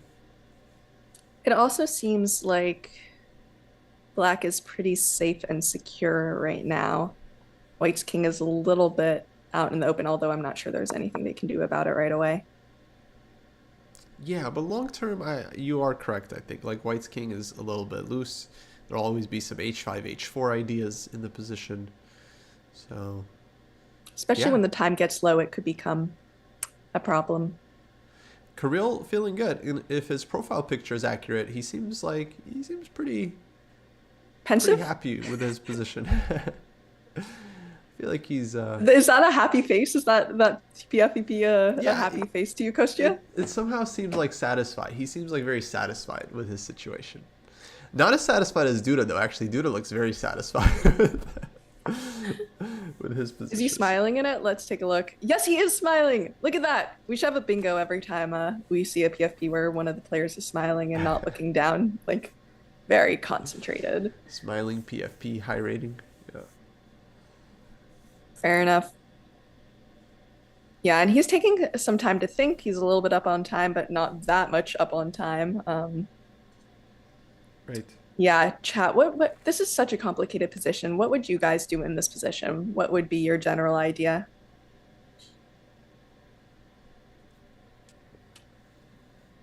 Actually, yeah, there might not even be any right answers here. It seems like there's no like distinctive tactical move or anything. It's just slowly improving your position, slowly grinding down the opponent's weaknesses. Yeah, I guess you got to figure out like what you're playing for here. Like, do you want to break with f6 at some point? Do you want to play h5? Do you want to maybe fight for the c5 square, like a rook b5 kind of thing? Okay, he trades on c5. Makes sense that bishop wasn't really doing anything there on f8. Trades on f3. All right, decides to simplify. It's always a very natural thing to do when you're like not sure what to do. If you're up material, just simplify. Yeah, like trading pieces. I mean, it's generally not like the worst thing in the world. It sometimes can be pretty strong. So, thank you. yeah, that was very articulate. There you have it. Yeah. Online rapid rating for sure. Like we said, there are some players who play more online rapid, some players who play less online rapid. Generally, these are all very strong grandmasters, but it is hard to judge their strength based solely on their online rapid. Although they've been playing more of these events, right? So as Kostya has been saying, it kind of evens out. Yeah, I think the ratings are solely ratinging, you know? They're acquiescing to one another. They're mathing. The ratings are mathing. Yeah, and I kind of like your idea of f6. I don't know if it works here, but kind of just trying to break open. It doesn't work here right now, but eventually trying to break open the position. Yeah, like might be good for mm-hmm. for black here in this position. Yeah, we might see that. Knight e7, and now Duda. He's very fast though. Duda, he does this thing where he goes down to like 2 seconds, and then he just starts making like fantastic moves over and over again. Is he one of those players where they're like better at like under 10 seconds than they are at a minute? Somehow, yeah. I think he just turns on the Duda, and then every move is like a perfect move. So he's very, very sharp and quick. I have a Duda story from when I first started playing chess. I got the opportunity to go to Toronto for a tournament. And I knew nothing about chess really at the time, or the chess world, and I really had to go to the bathroom. So I was walking around. I see this guy kind of like sitting there looking like pensively down. I thought he was a chess.com intern. So I was like, hey, do you know where the bathroom is? And it was Duda, who had just lost like this huge match. And he just kind of like looked at me a little. So I had no clue who he was at the time. I felt bad for disturbing his pensive, probably thinking about his match he just had. But you know, it can be tough. These tournaments, you know, they invest a lot into it. Losses can be tough. Yeah. And then you got to deal with some rando asking you where the best is. some random person who thinks you're an intern asking you about the bathroom. Did he tell you where the bathroom was? He didn't, but I don't think he knew where the bathroom was. Maybe they have like a separate player's bathroom or something. Yeah, I was a little bit embarrassed on that one. I have several very embarrassing chess stories, mainly of just like doing things that I had no clue was wrong at the time. But chess is its very separate world. There's its own etiquette. So it's always really funny when you get to look back at it and be like for example, I used to think you had to address titled players by their title in front of their name, like doctor, like yes. The respectful thing to do. So I would like call people like, hello, how are you, Grandmaster, your name? Like I thought that was just like what you were supposed to do. No, I think that is correct. I think that's not correct. We should bring that back. Oh gosh. So I'm like talking to this like 19-year-old or something and addressing them as like Grandmaster Blank. So yeah, I am sure they thought I was a little bit weird there. Rook c2. Whoa, look at that. Ooh, Rook c2. Chat, there is a tactic for you. Rook c2 Queen is can't very take. fancy. Queen cannot take because queen on f5 will take back. But then king g1 and then maybe like queen c8. No, he gives another check. He can just keep going back as long as he doesn't repeat. Oh, but now the rook. Oh, so now queen g4. No, queen g4 is very logical, but just f5 maybe for white. Oh, here we go. The Duda's gonna Duda right now. He's gonna Duda the guy. And these players, they're so good at fighting in these difficult situations, creating complications, making it difficult. Yeah. Someone It's not says easy they've for never black. played chess, but Oh, they're inspired after watching the tournament. Thank you for watching, by the way. It's cool to have viewers of all levels watching. That's why we have our eval bar, so you can watch along. what's he gonna do? Maybe just queen takes f5? Oh, wow. And Duda plays for the win. Totally unnecessary decision. Like, he was worse, and he And he's avoids down the on time. repetition. Wow. Wow. He does not want to go to Armageddon. Okay, of course these players they don't play with the eval bar, so it's not like he knows he's like worse. You know, he's just like, but dang, that's very that's brave. Hello, by the way, everyone who's joining. I am Jules. This is Kostya. We are going through the Julius Baer Generation Cup games in Div 2, Div 3. We have a lot of exciting games here. Yeah, I mean, you say he doesn't know that he's playing for the draw, but like material-wise, he's down. Yeah, and But maybe, yeah, maybe this is his whole idea. He likes this like kind of cool pawn he's gonna get there. no, he's got this queen f4 check mate now, so yeah, I think we're definitely gonna see a repetition. It's funny, yeah. I mean, Engine was saying black was winning there, but I think it just was very complicated. So from the player's perspective, they just had no idea what's happening. So and they're probably both okay with this because now they're going to Armageddon, which means we're going to see a really exciting match. I always love when games go to Armageddon. And also, guys, by the way, you can look at these games on chess.com. We also have an exclamation mark games command, I think in most of the chats. Question mark. Mm-hmm. Where you can check out the games, tell us what you want us to look at. Tell us what you think. All right, let's take a look if anything super exciting is happening right now in our games. I just switched back to Robson Vidit because I feel like... Got it. Because Vidit is better all of a sudden. He was down a queen. Let's see it.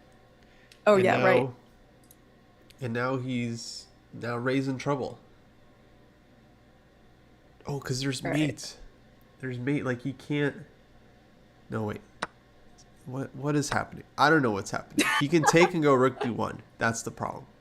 There's a take in the rook b1. And then you'll be up maybe like, I think it says 1 point of material if I'm doing the math right. You're getting 3 pieces for the queen. 3 pieces is a lot because bishop e2 now. And if you can hold on to your 3 pieces, then you're very happy. So bishop How do you h5, hold on to your 3? I think just pull the bishop back. Bishop h5. I don't see the problem. Oh, okay. You can give check like this. Bishop h5, yeah. But this is also good. And now, well, now he's going to go after the rook. Yeah. Now the rook leaves and the bishop. Yeah. The pieces are He only has 4 seconds on his clock. And Vidit has managed to keep up on the time with 46, 43 now, seconds on his clock. Wow. And that's actually a pretty big difference in this kind of position. Yeah, this is Vidit's game now to win. Big time. And he would love to win with a queen sacrifice. Are you kidding? That's like everyone's dream. Being able to win a game with a queen, a match actually with a queen sacrifice. Yeah, no, it'd be pretty sick. Okay, bishop c4. Just pull the piece. No, h5. Oh, h5's nice. h5's nice. Just getting that square on g4 for the bishop. Now the pieces can finally play. Now the pieces can come out. It's bishop h3. He's worried about d5. King g7. Man, Vidit too strong. How do you get your pieces? Yeah, now you just got to coordinate. So now, yeah, rook starts coming in, like rook d5, rook f5. That's a nice spot for the rook. And then at some point he'll break, like maybe with g5 to just open up the other bishop. Maybe soon. You think? Okay, bishop e2. He's coming around. Bishop f3. Ooh, some mates now. That's kind of... How do you take advantage of this position, though? Maybe you could just... I'm almost tempted to put... Oh, well, the bishop's really nice there on f3. I'm almost tempted to break it open, but it might be too soon. Basically, the strategy is very simple. You just have to attack something 2 times, right? With a rook and a bishop. Oh, that's it. And then we see it. He wins because rook d1. And that rook means he h1's wins the coming. match, Kostya. Wow. And that was a huge back and forth match. Wow. And he was behind in the match too. So that's probably a really good result. Yeah, Vidit takes down Ray. With a queen sack, by the way. Queen sack in the final game. Yeah, huge play there from Vidit. Let me check out their bracket. I'm just curious. So Vidit's gonna play the winner of David Anton against Vasif. And let's see, Wesley So also won his match against the Norbek Yakubov. He's gonna play the winner of Bach against Madaminov, I think, who is from Uzbekistan. Okay.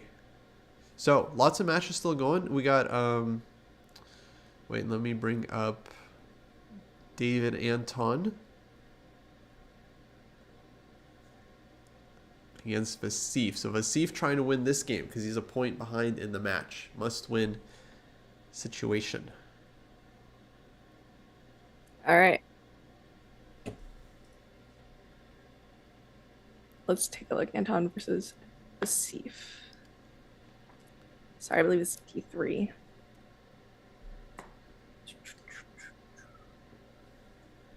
D2.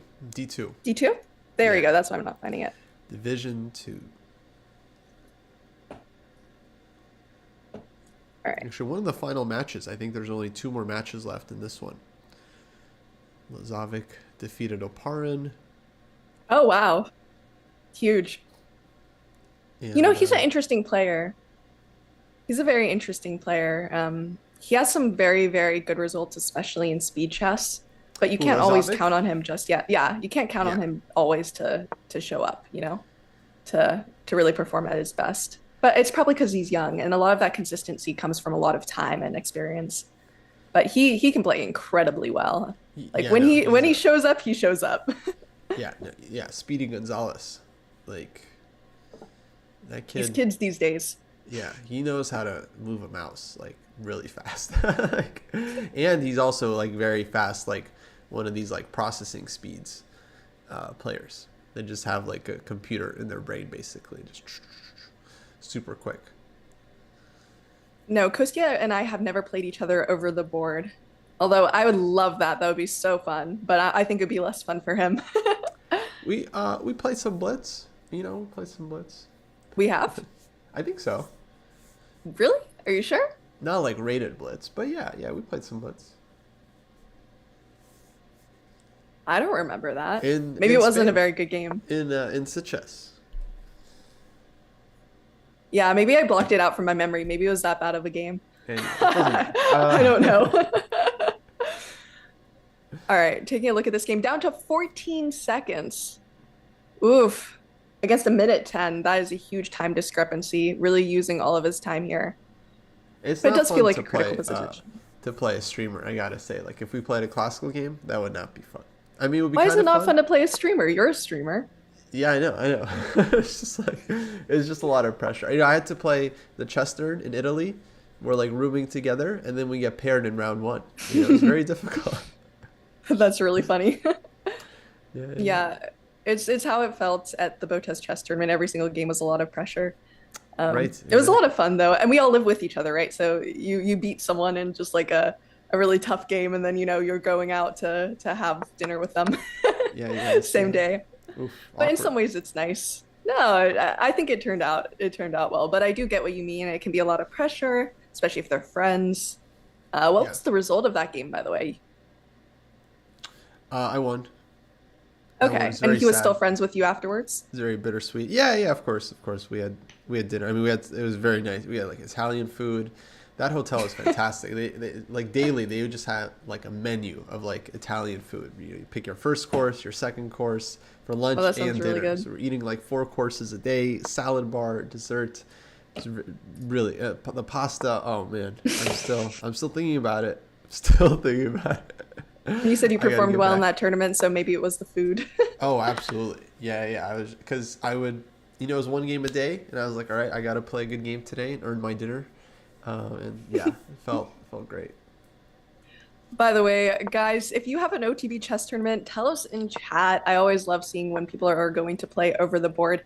It looks like both players, by the way, as you're telling us that, are under, wow, 5 seconds. Both players are pretty much under 5 seconds here.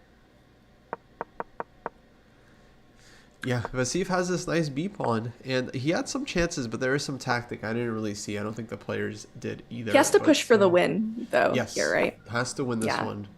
Otherwise, he loses the match, So knight which comes makes around. it difficult. Ooh, knight b3, nasty idea, coming to a5 or c5. Rook c2, David Anton with the counterplay. Knight a5. 7, queen takes d5, smart move. Just keeping everything defended so you don't get mated on g2. Knight c6. Okay, bishop g. Oh, queen's hanging. The queen was hanging. The queen. I forgot about the queen. Knight c6. Oh, bishop g. Apparently, he forgot about the queen, too. Jeez. Okay, so Vasif does the impossible. Gets back to 2-2. So they'll go to Armageddon. Armageddon. Yeah. Someone says, my next OTB tournament, though, is in December. You went 1 out of 4 in your last one, though. So I was going to say can't be any worse, but I guess it technically could. I don't know. 1 out of 4, though, it depends. It could be a decent result, but it's always good to get back out there. I think the worst thing after a bad tournament is to take a lot of time off, because then you just kind of think about it and ruminate, you know? You stew. Yeah. Someone says they never get emotional after chess. It's just a game. Oof. It must be nice. It must be nice. Aren't you so cool? I think, yeah, chess, especially over the board chess, but even tournaments like this where you really put everything into it, it's like you're making a work of art, right? And especially if you make a blunder at the end or something, it's like your nice work of art has just gone like paint thrown all into it, Someone tore up your work of art that you've just spent like 5 hours making. Chess can be brutal. By the way, I've got the game up, Christopher Yu against Dayak. Let's take a look. Their 4th game, heavy time scramble. It's tied match, so anyone that wins this game wins the match. And Christopher's got like 2 pawns, very far advanced, but they're kind of stuck. So this one might end in a draw, actually, now that I'm looking Chat, at call it now. What is the response? What's the result going to be in this game? Uh-oh. Yeah. Well, maybe if you called it very quickly. Yep, yeah. Oh, bishop g. Oh, bishop g6. What a move. What a move. Oh, man. It just shows how tough these Russia was endgames are. coming. Like, there's so many misses. And now... Ooh, now it's pawn up for white. Just move your bishop back somewhere safe before you flag with 2 seconds on the clock. Knight c5. Oh, but he And sacks you lose it. the bishop. Those knights are so horrible in these end games. It is really hard to avoid. No, I think he sacked it. I think You think he did on purpose? Yeah, just to get 3 pawns against the knight. Because this is still tricky for black. Because, I mean, I think it's probably a draw, but... Yeah, he could have had some. I think he was going for some chances here. Now he has to make sure he doesn't like lose as well, because that would be awkward. It would be unfortunate. But I think he's okay. I think he can pick up this B pawn, because the knight won't be able to hold the pawn from the front. So he's safe. He just needs to not flag, and yeah, he's good. Nope. Just in case. Oh, okay. And we see that draw. They're heading to Armageddon. And while we look for our next game, someone in chat asked, when do you know if it's productive for a beginner to enter a tournament? I think anytime, honestly. Like, as long as you know the rules of chess, doing a tournament will be helpful and fun. I don't think you need to be a certain level. What do you think, Kostya? Yeah, as no, our resident tournaments- coach. tournaments are where it's at. That's where like you test yourself, you get great like pairings. So yeah, in general, like the lower rated you are, the more tournaments I think you should be playing, because you should be trying to get a lot of experience. And yeah, after every tournament, you always feel super motivated to like work harder. So they're like they're like a little mini chess camp. You play a couple of games, learn from your mistakes, and then you just feel super motivated to like keep working afterwards. So yeah, of the time. definitely play, especially OTB. Yeah, I think over the board is great. And it doesn't have to be over the board classical. It could be over the board rapid or blitz, even if you're scared to do classical. So Yeah, a lot of clubs have like blitz and rapid games. Also, I would suggest just playing OTB casually for a while if you don't feel ready. Like you could just play unrated games against other people at your club and stuff. So, all right, let's take a look at. Oh, I got up Duda against Alexenko. Yeah. This is the Armageddon. Yes, good choice. So Duda must-win situation because Black has draw odds. And it looks like Black might not even need those draw odds here. Yeah, I mean he's got an extra rook, extra exchange. But it's that kinda, happen? Duda's Duda. You're looking at him and it's like, he feels like he's up to something. Just tell he's up to something here. Okay, yeah. He's Kirill scheming. just gives the exchange back. Oh, because his knight takes a3. Oh, so this is just a piece up now for Black. Okay, piece up was a lot. Even Duda can't swindle a piece up. He's got rook takes f4, but that's one pawn. It's not that much. Rook takes g7 maybe. G7, yeah. Yeah. Better Seems, move, I think. At least. Yeah, at least he can have that one move threat that I'm sure his opponent won't see. But at least any way to add pressure. And that's the thing about these players, right, that separates them from like mere mortals like us, is that they really just don't give up. A lot of us just kind of phone it in, even if we're still playing a position, but they just don't give up.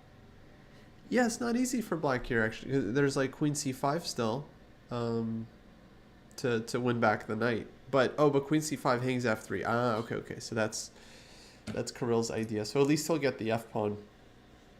And then even like queen d1 check, queen takes c2.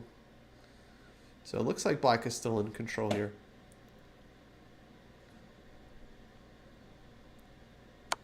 Yeah. This is a little bit Queen brutal. d7. It looks like this Armageddon game will probably go to Alexenko. Yeah, queen d7. He's got rook c8. And he's safe. Yeah, would be nice if he didn't have that move. Maybe then you'd have some tactics, but Oh, then it'd be, yeah. then it'd be great. But It'd be great. unfortunately, also there's pieces of f3s hanging. There's really not a lot to do here in this Armageddon game. King g2. It's like, all right, let me just defend one problem at a time. Let me defend f3. Then maybe I'll get some queen d7 later. But a horse is a horse. Okay, I guess he wants knight b5, of queen course. d7. Yes, Exactly. sorry. Continue. No, you're fine. Horse is a horse, but knight b5, queen d7. That's kind of a nice. Okay, so queen e8. Yeah, Kirill, he doesn't find it funny anymore. No more tactics. Yeah, but it still feels like you can't resign in this position, unfortunately. Like sometimes, like positions are just so bad there's no hope, but also you just don't feel ready to resign. I think he'll play on somehow. Yeah. I don't know, queen b3, I guess, but maybe just like queen f8 or something. Or yeah, you're happy.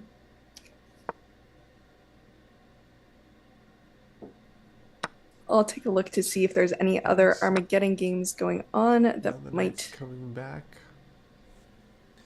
And yeah, I think Alexenko's winning this.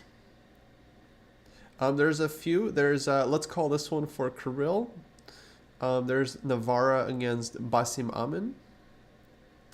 And there's you against Bonodania Diak. Which one do you want to do? I'll give it to you, Kostya. I guess let's watch Christopher Yu, yeah, because we were following this match.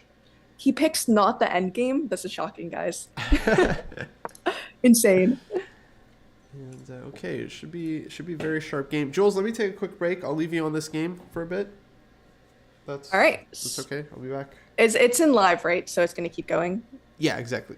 Okay, awesome. Okay, y'all. Now we can talk about Kostya now that he's gone. Wait, is he gone yet? No, he's not gone. Okay, now he's gone. Now we can talk about Kostya, guys. It'll be really fun. No, just kidding. This is a game between Christopher Yu and Bogdan Daniel Diak, and we've been seeing this match go back and forth a lot. Christopher's really, really strong when it comes to speed chess, but so is his opponent. All right, let's take a quick look at the position. All right, doesn't seem like much is happening on the king side. You're gonna have to move your queen because it's under attack, duh. Where do you move your queen? That's the biggest thing. The first idea is maybe you can move your queen to queen d3, queen a4, queen b5. Guys, where do you think you would move your queen? Do you want the queen trade also is a good idea. Yeah, it looks like the queen trade would be fine. Queen takes. Then it's almost tempting to take with the knight because you see that immediate attack. But the bishop's pretty badly placed on e2, so it makes sense to take with the bishop, which we also see. I don't know what the best move is here. In a lot of these positions, you'd like to see something like the c5 break eventually, but it's almost like you don't want to give your opponent too much space.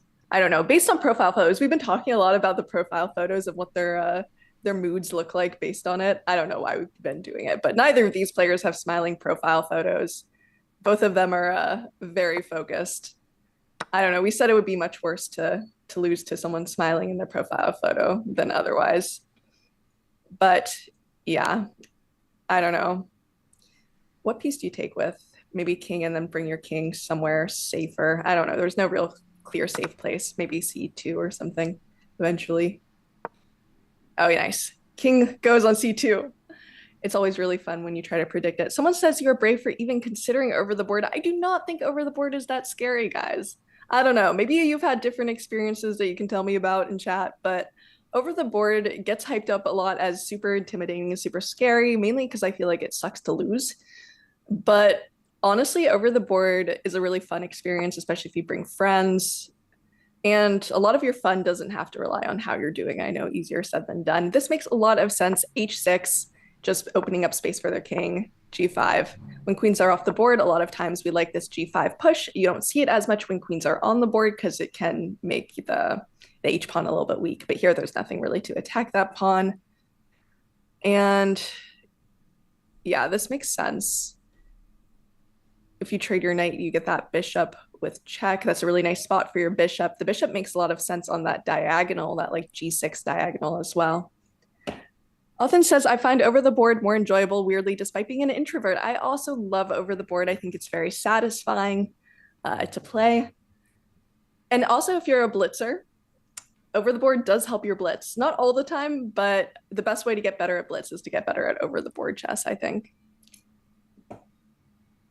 Losing to the Santa Claus profile photo must be rough when you play against Magnus. I wonder what the story is behind that Santa Claus profile photo. Do you guys know? Like, I've thought about that a few times. I don't know. Like, I'm sure people associate that Santa Claus profile photo with like scariness. So maybe it's not as bad.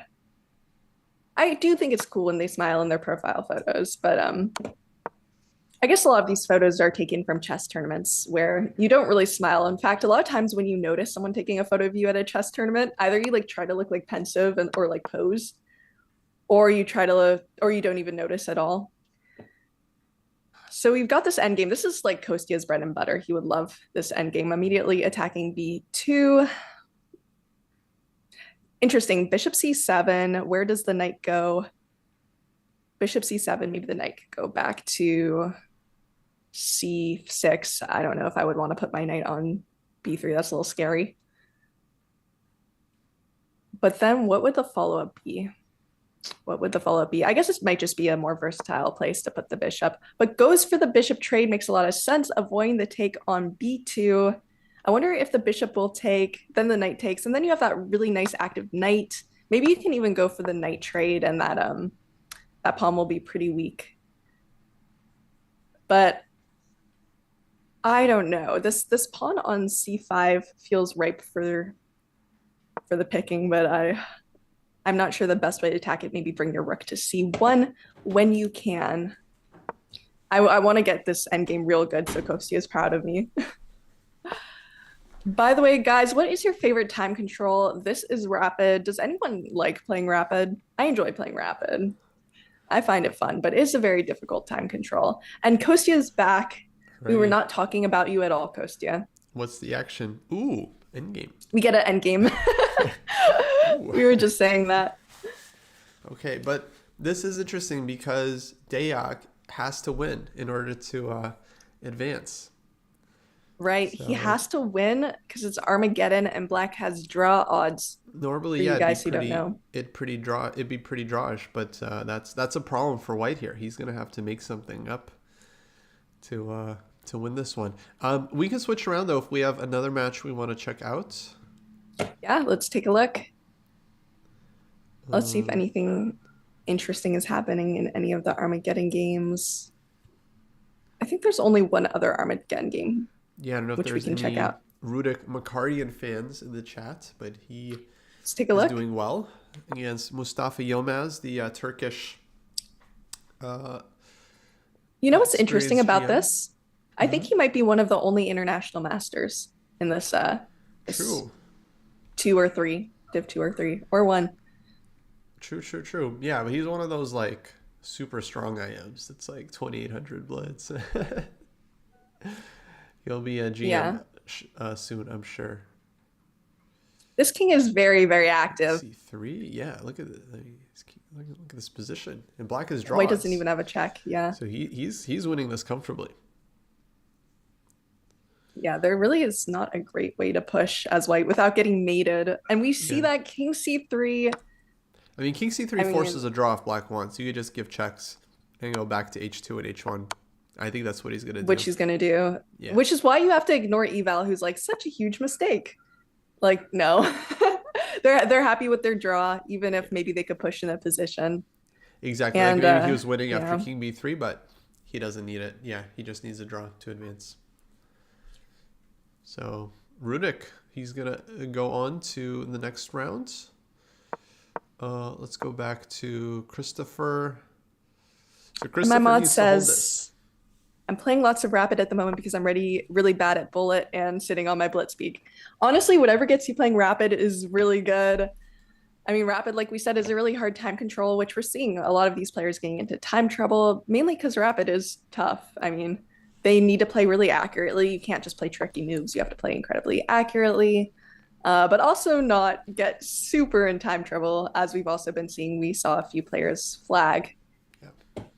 drawn positions here. All right, look at this. So Black has draw odds here. Christopher just needs to hold. So how would you attack if you're White? You need to win this. You don't care if you lose because a draw and a loss are the same in this position. You probably want to find a Right. way to get that C pawn, which looks a little tough, not gonna lie.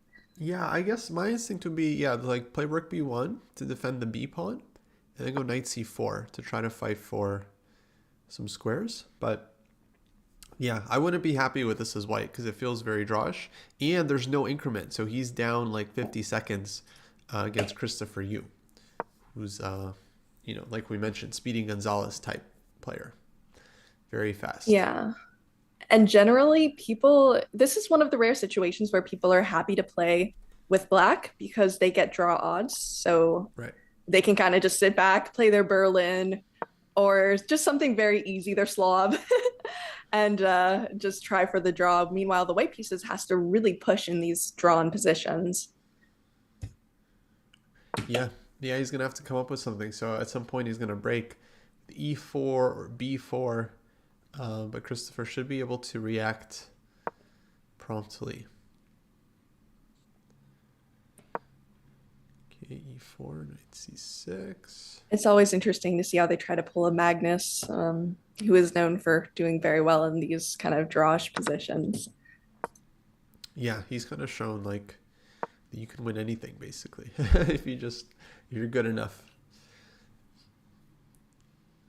Yeah, which is why you might actually see him making some subpar moves. Like if they're easily holdable draws, he might go for the more complicated move, Right. even if it's not as solid. Just because, like we said, losing and drawing are the same thing here. So you need to find something. But this is like the most depressing position to be in, right? Where you have to kind of like squeeze something out of a slightly worse endgame. How do you do that? What do you do here? Yeah, no, it's really not easy. Basically, just keep the pieces on the board and try not to blunder anything. Don't let the opponent simplify too much, and yeah, look for your chances later on. Wise words. Guys, by the way, in chat, what is the best or worst piece of chess advice you've ever gotten from anyone? That was not the worst piece of chess advice that we've gotten. Not blundering is very important. Uh, but I have heard some interesting ones over the years. What about you, Kostya? Do you have a best or worst piece of advice you've gotten? That's interesting. I mean, of course, there's lots of good pieces of advice. I'm more curious in the worst pieces of advice because you actually don't hear about those too often. Like stuff that like actively made someone worse at chess. It's not super common. Or just something very unhelpful. I think that a general worst piece of advice, which you're going to disagree with, so this will be contentious, is when people say don't study openings. And I do think people study openings too much, but a lot of people just say at the lower levels, like openings, just don't even look at them. But I do think it helps a lot with confidence over the board if you know at least a few moves in each position, or just generally what your plans are. So I don't like when people say, oh, if you're under like 1600 or something, don't like even look at openings, just play whatever. But I Yeah. know that one is contentious. I think it's not that bad, but I think also people mainly just like don't really agree on what it means to study openings. And like yeah. So I think people just get confused about how to do it properly, and so that's why you have the oversimplification. And draw by agreement. So Christopher That means offers euthanasia to Deak and accepted. there we go. And that means that Christopher ended the match. He is moving on. So that is a very interesting finish. With the advice, House Line says usually the worst is something like reading Dvoretsky's Endgame Manual for 1000 ELO. Yeah, I would second that. That's pretty bad Um, advice. That's a good one. yeah. Uh, the worst piece of advice I had was to play through World Championship games without annotations. I don't know. I still think you could get through it. You know, if you have your maybe your eval bar or something, you could understand depending on your level. Yeah, Um, it's all about how you approach it. sure. Yeah. Never push your pawns in front of your king. That is a very odd piece of advice. I'm not sure I've heard that one. That's a typical one. Yeah, for beginners. Like don't move pawns in front of your king. I think it's pretty good advice actually. I like the thing is like obviously certain advice only is only applicable, for like certain ratings. And obviously as people progress, then every advice is like, situational. Yeah, I think maybe there's a difference between advice and just like general concepts. Like you always hear like fight for the center, but of course in a lot of positions there'll be like positions where instead it's better to give up the center and go for some sort of attack on queen side or king side. Um, Principles don't always have to be followed. Yeah. Oh, queen b6. I just opened up David Anton against Vasif. I Let's think take a this is look. their Armageddon game, and Vasif, I think, is winning this one. He's got a nice c5 check, which looks brutal. White's king is just getting caught. King e3, knight a4. The black pieces have won every single Armageddon so far, Yeah, unless black I've is missed okay. one. Yeah, they're very happy with this. Like I do think there's a huge advantage to playing with the black pieces in Armageddon. Yeah, Look at this. Vasif is Yeah, it's taking just this one. over. That's it. Let me It's just see. over. I think that might be all the matches for this first round. Let me jump to Division 2. Okay, maybe we should take a quick break then, Jules, and then Yeah, we'll be sounds back good. with the next round soon, everybody. All right, All folks. right. See you in a bit. Don't leave. See you guys soon. Refresh that coffee.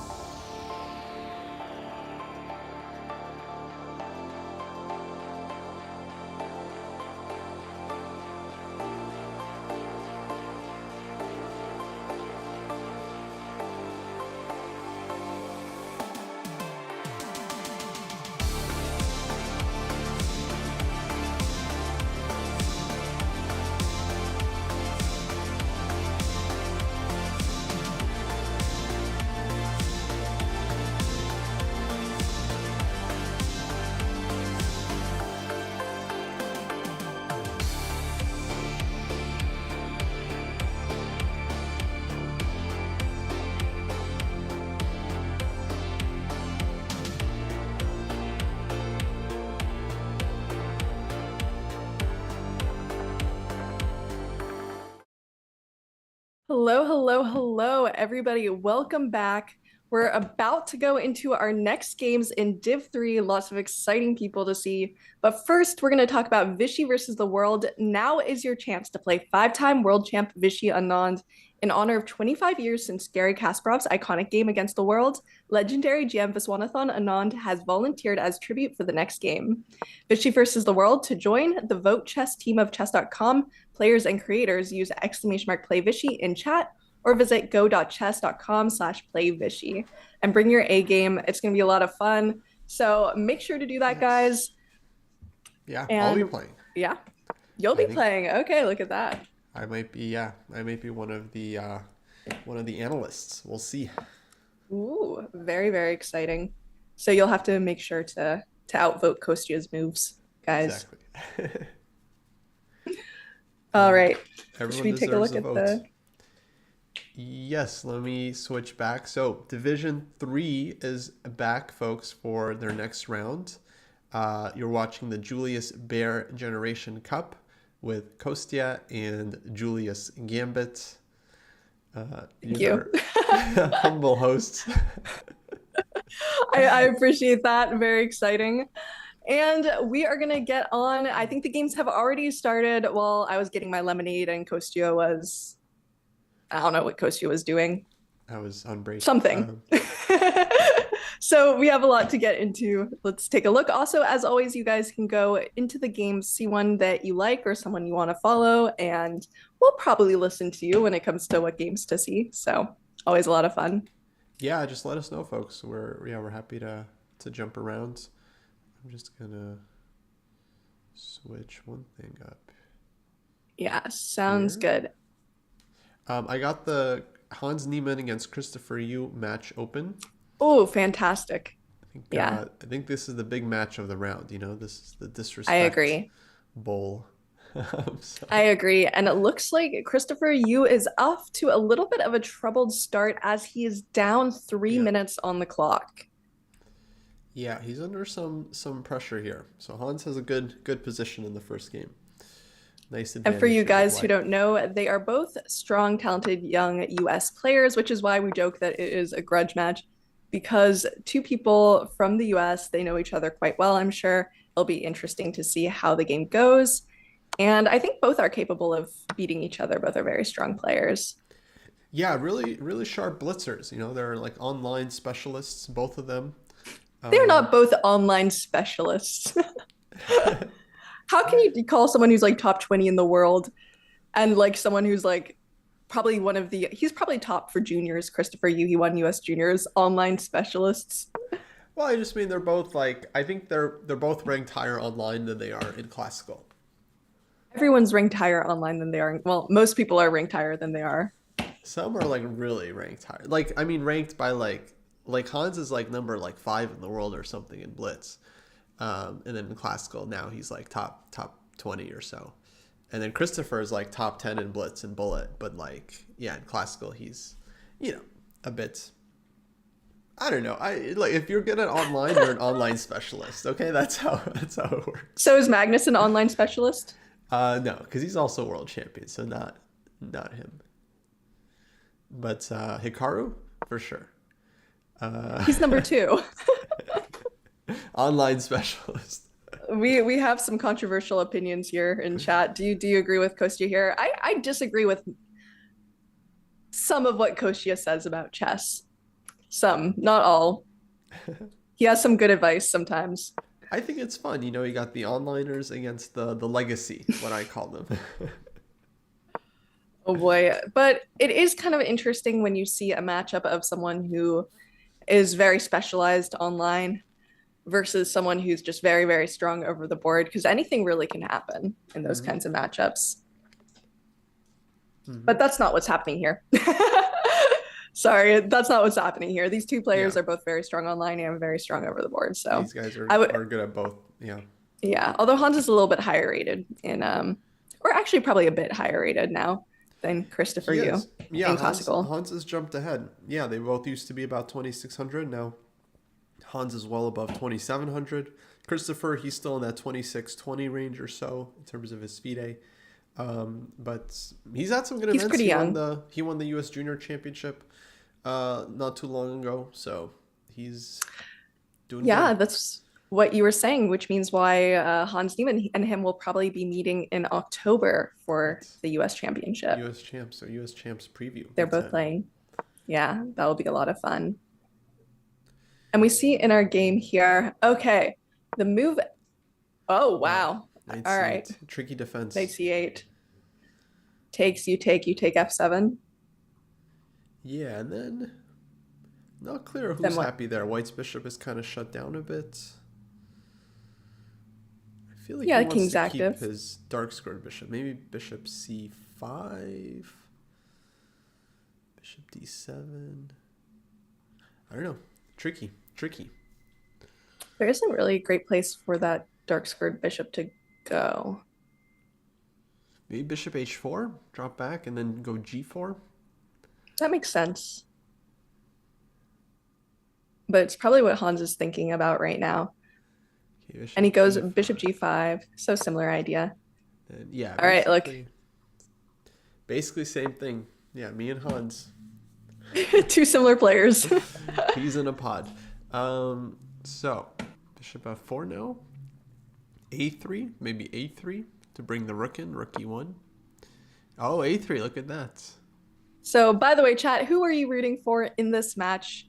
Who would you like to win this match? Let us know in chat. Also, welcome back, everybody. We are in the Julius Baer Generation Cup watching Div 3, which is a very, very strong division. A lot of very strong players in this division. This is the winner's bracket, by the way. FYI. Yes. A4. I feel like Hans, obviously. Oh, it wasn't obvious. I don't know. I thought maybe there's some Christopher fans in the chat. A4 though, Hans definitely doing very well this first game. Like he's just accumulating these small advantages. Got B3 coming, bishop F4, rook E1. So lots of moves for white. Yeah, these are actually very high class positional moves. It's interesting. He plays very, very solid positional chess. Hans. Hans, yeah. Yeah. Yeah, he's kind of a positional guy. And then Yeah. sometimes he finds some nice attacks. Yeah. I forget if it was probably Danya who said he seems like a player who is naturally tactical and aggressive, who has had a lot of coaches or role models who are positional and learn from them, which is kind of an interesting say. But we're seeing a lot of that positional riz right now. Bishop's gonna drop Indeed. back. F4 makes sense for where to put the bishop. Yeah, great positional riz from Hans. As the kids nowadays say. Hilarious. Rook E1, yeah, it's all coming out. Bishop F3. Ooh, G6. Christopher fighting back on the king side. He's on the back foot this first game. For other people of my level in the chat, Kostyo, why would you say c5 isn't the best move for black?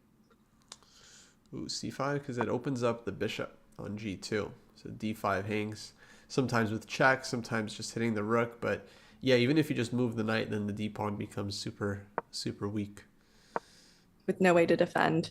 Yeah, so there's bishop d2. There he's exploiting this exact factoid that the d pawn hangs if black goes so c5. he's trying to push. Yeah, he's trying to. He's going to take on b4. Yeah. Because black's not in time. Maybe knight c7 here. Bishop takes b4 and then c5. Yeah, so knight c7.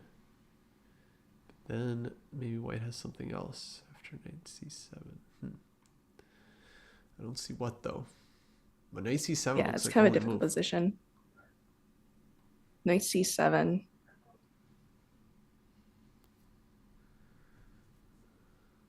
And they can't take because then you might have, well, no, you don't. Yeah, you might have c5 then. Then c5, yeah, exactly. c5. Yeah, that makes sense. Knight c7 preparing, but Christopher is something he doesn't like about this move because he's not. Because take c5, you just drop back, right? And then the knight on d6 hangs. So white can take on b4 anyway, and then c5, bishop a3. So, but he plays it anyway. We have rook c7. Yeah, he had nothing better, yeah. but yeah, Hans had already figured all this out. Already calculated. And now Hans off to a good start. And yeah, these knights there's no way they can maneuver into more decent positions. Like, it's very hard to improve your pieces here. I mean, trades make a lot of sense for black here because everything is so claustrophobic in their position that, even if he's down a pawn, it might make sense just to try to open it up a little bit more, get rid of the threats. What do you think? Yeah, he's got to try to defend, but at the same time, white's pawn up now, so white's very happy here to just trade rooks, drop the knight back, go a5, and no, it should be a win for Hans. I mean, 2 bishops and extra pawn. It's very nice. It's very nice. Someone asked if I'm going to play in the U.S. Championship or if I have hopes to one day. Unfortunately, I do not think I will make the rating cutoff for that, maybe ever. It's very difficult in the U.S. I think probably the lowest rated player would be high 2300, maybe 2400 FIDE for U.S. Women's Championship. It's a very, very competitive event. Yeah, it's not easy to get to. But you got better chances than me getting to the U.S. Championship. That might be true. Yeah, I think the lowest rated there is probably high 2600s. Yeah, exactly. Besides whoever wins U.S. Juniors.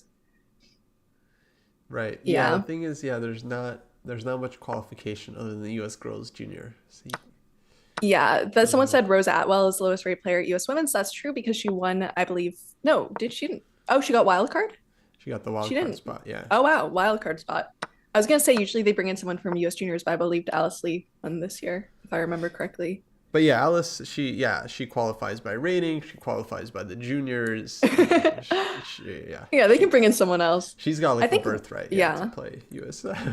Rose is a good one though, because they're picking people who are very talented and up and coming, and she's gained a lot of rating recently. Yeah. So she makes a lot of sense. Definitely a good wild card pick. Yeah, she did really well at the American Cup, and and she's young as well. She has... Or not the American. I think the U.S. Girls Junior. Rose did really well there. I think she might be 14 or something, maybe a little older. So she still has a lot of potential and way to go in the chess world. So it'll be interesting to see how all that goes. Hans playing instantly when you have loads of time. Yeah. Well, he really likes his position. And by the way, Christopher has kind of come back. Yeah. Or maybe he's trying to do that thing when your opponent gets low on time, you try to move quickly so you're not giving them a lot of time to think, which might not always be the best strategy. We see that a lot, by the way. Yeah, trying to move instantly. Yeah, because Hans just had like a good position on the board, and then he gave back his extra pawn and his bishop here. I don't even understand what happened. Like, how did he mess this up so badly? A5, and then he just treated the bishop. Get in. Yeah. No good. Yeah. No good. So it all boiled down to the bishop trade there, and then there's no way to protect on those dark squares. Interesting. Yeah. But Christopher still only has 6 seconds, although this position looks good. Maybe he can even hold a draw. I think he should be able even with to. Time. Yeah, he's got the clear plan. Like, takes on f5, go knight f4 somewhere. He's got this target. It's simple enough that. I think he's totally fine. Also, those 2 pieces on the first rank are not looking super good right now. Although that's why we see the bishop going to b5. Still, I don't think there's a lot of threats at the moment. Oh, you're going to lose a pawn. Yeah, I think Christopher, he's like trying to figure out how to... Okay, I think he was looking for a win, but now he's making a draw. Happy with the draw? Yeah. Yeah. Okay, so game 1 drawn. I'm just going to jump to Alexeyenko against Caruana. Ooh, interesting pairing. Nice. Why not? Okay, also interesting position. We've got another one of these opposite side castles. We've been seeing them a lot. We're very lucky today, chat, to see a lot of opposite side castling games. Those are always really fun. Yeah, and black is up 2 pawns, if I count correctly. But eval bar says white is like winning. So okay, It's yeah. probably Well, like look at this huge look like at this. Yeah, jeez, yeah, like this huge kingside attack. everything is lined up. What he's got to sack something here. I don't know Knight what, takes but a5 immediate like knight takes a5 just looks so good. yeah, I haven't calculated, of course, because I'm not Fabiana Caruana. But like right. immediately that's like the blitz bullet move that pops out to you that just looks really nice. But I'm Oh, sure he's for gonna sure. or sorry, no, this is Alexinko. Yeah, he's gonna want to like take a look But it's at not so this obvious. Like knight closer. a5, black takes. Then, like, what do you do? Like, rook takes a5 or knight c4. Rook Second takes knight comes. a5 makes sense. But then maybe pawn takes d4. Yeah, so it's not like, yeah. Takes Surprisingly, there's no mate yet on the b file.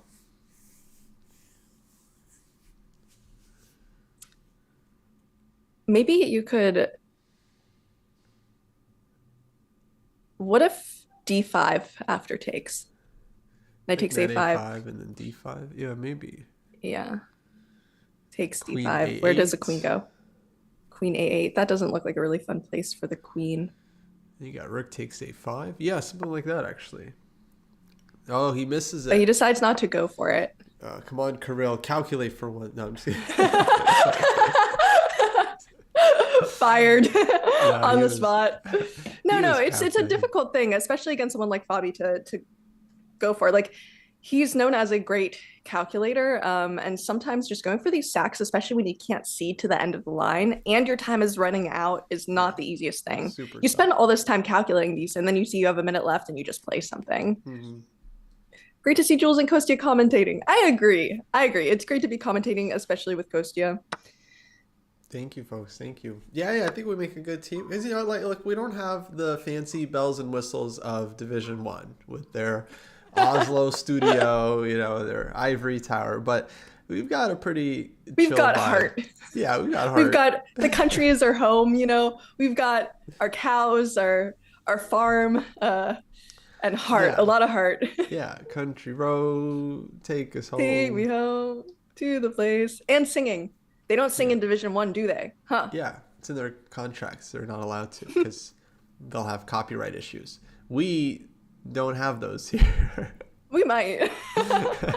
Although I also think they like the AI has to recognize your singing voice to be able to copyright, and I'm not sure it would Yeah, be able to yeah. recognize any song from the tunes we're singing. Exactly. We'd be good. Yeah, the Division 1 does have good puns when Danya's commentating. I will say that. Yeah, True. he's. I've heard some good Danya puns over the years. Yeah. Past puns must be pushed. So, hmm. Maybe Thank you for sharing. maybe Queen D6 here would be a nice way to blunder. I don't think that's gonna happen. Knight B6 move maybe. So he did sack, actually, he kind of did sack, but like a move too late. And then It's rook interesting why, c4. yeah, it doesn't work. Well, yeah, here I just feel like black's pieces are all kind of in the defense, and then he's just going hog wild here. Sacks the rook. Yeah. It might just be that he just miscalculated a single move or something. Or maybe he just decided to go for it. Yeah, he's looking for knight c4. No, it's still scary, but of course, engine shows us that That's not, ultimately yeah. black has nothing to fear. But I would guess knight Well, c8 defending. Okay, knight takes takes some d5 also makes a lot even of better. sense. You get the pawn and you're defending. And it's really hard to find follow-up. It's the most depressing thing, guys, when you sacrifice a piece and you're like, where's my mate? You're trying to find it. I Yeah. mean, maybe knight takes a5 or something. I don't know. But yeah, it But doesn't still. feel like white should have enough. Like black's pieces are all in the defense, so I think yeah, should be a win for Fabi here. There just aren't enough pieces to attack with. Give it one more piece and it would have been great. Oh my Yeah, you give cat's saying white hi. bishop on Hello. g2. It's like a Yeah, whole baby. whole different story. This Oh. is my baby girl, and she likes to walk around sometimes. So she'll just be saying hi for a second. Ooh. Baby. Yeah, I think Kirill's gonna. We do have a commentator's beat Fabi, not in classical. I believe it was in rapid. Still very Yes. impressive. Yeah, yeah, yeah. That I mean, that's a game of the year for me. Uh, still, still counts. Went home, told his mom about it. 10 Yeah. seconds left for Kirill Alexenko. It's a difficult position because we see a sack and we see that it works eval wise, and we're like, why didn't they play that sacrifice? But this is why they don't play these sacrifices, because it gets a little scary if they don't have it Yes. exactly calculated out. Sometimes it doesn't work. Okay, you can give the queen here and then play like You don't rook even d1, have to, yeah. rook d1 first. There was knight a4, so many options. But Fabi doesn't play with his food; he just keeps the queen, and that's it. Wins the first game. And that is a tough loss. I mean, there's a few losses that will really tilt you. I think that might be one of them, but we'll see. Very strong, very professional players. They don't let a lot of stuff get to them. So we'll see how that goes. Yeah, yeah, yeah. All right. I just jumped to another time scramble. Got Theodoru against Rudik Makarian. Yeah, let's see it. Another St. Louis guy. Yeah, St. Louis guy against the kid. It looks like he's up on time, but yeah, position-wise, I think it's not really much. I think Black is holding here comfortably with the two bishops. Two bishops are nice once again in the endgame. Controlling a lot of squares. Yeah. Even that pass pawn can't really do anything, can it? Actually, this one, let me jump to Santos against Keimer, because this one is very sharp. It looks like both sides got pass pawns here, and it's somehow a draw. Bishop d5. Jeez Louis. Okay, now this is making more sense. Rook takes b2. You can take the knight as well. Then rook d6 was the problem. So, okay, Black I think is going to give the knight for the pawn. No. Well, maybe. Bishop 3. Never mind. He's going to trade everything off and hold comfortably. So good defense by someone here. I don't know if it was Keimer or Santos, but someone defended this very well. I love how they're still pushing here. I guess anything can happen, you know? Well, this one is very drawish. You can just give the pawn. This is instructive. Give the pawn, take opposition, and you're good. You're happy, you're golden. Yeah. Okay. GG. By the way, chat, if you see any games that you would like us to check out in Div 3, let us know. Yeah, We're always happy to take a look. I just pulled up Navarra against Subramanian. They're just down to seconds. Another very sharp endgame, like two bishops against the rook. But Black has a lot of pawns, 4 pawns for Black. So Navarra's kind of, I mean, I feel like he's still playing for the win. You know, he likes his bishop pair. All right, let's take it. Oh boy. Oh, take it. Take it. Oh, he missed it. Jules, he missed it. Rook With c3. 3 seconds on his clock. Rook c3, rook g3 check. That is Dang. rough. That would have been very nice. And now, okay, he still has to contend with all these pawns. Yeah, I mean, I think I would rather be white here, actually. I think the bishop, I think the pawns will be, I think Navarre is going to play. He's going to take off these pawns one by one, and then he's going to try to convert rook and bishop against rook. Look at that little maneuver getting out of it. Yeah, nice little skirmish there. And Try to convert rook and bishop against rook. Oh boy. Oh, that's definitely. One of the end games you don't study very often. Oh no, they love grinding this one because it's supposed to be a draw, but it's really not that easy for the defender, especially with low time. So they love trying to squeeze this one out. And he only has 8 seconds left. But they both have very, very low time. I don't know. I have seen these. This is like the end game that nobody wants to have to defend. Yeah. Rook in a piece versus rook. exactly. He's gonna milk it.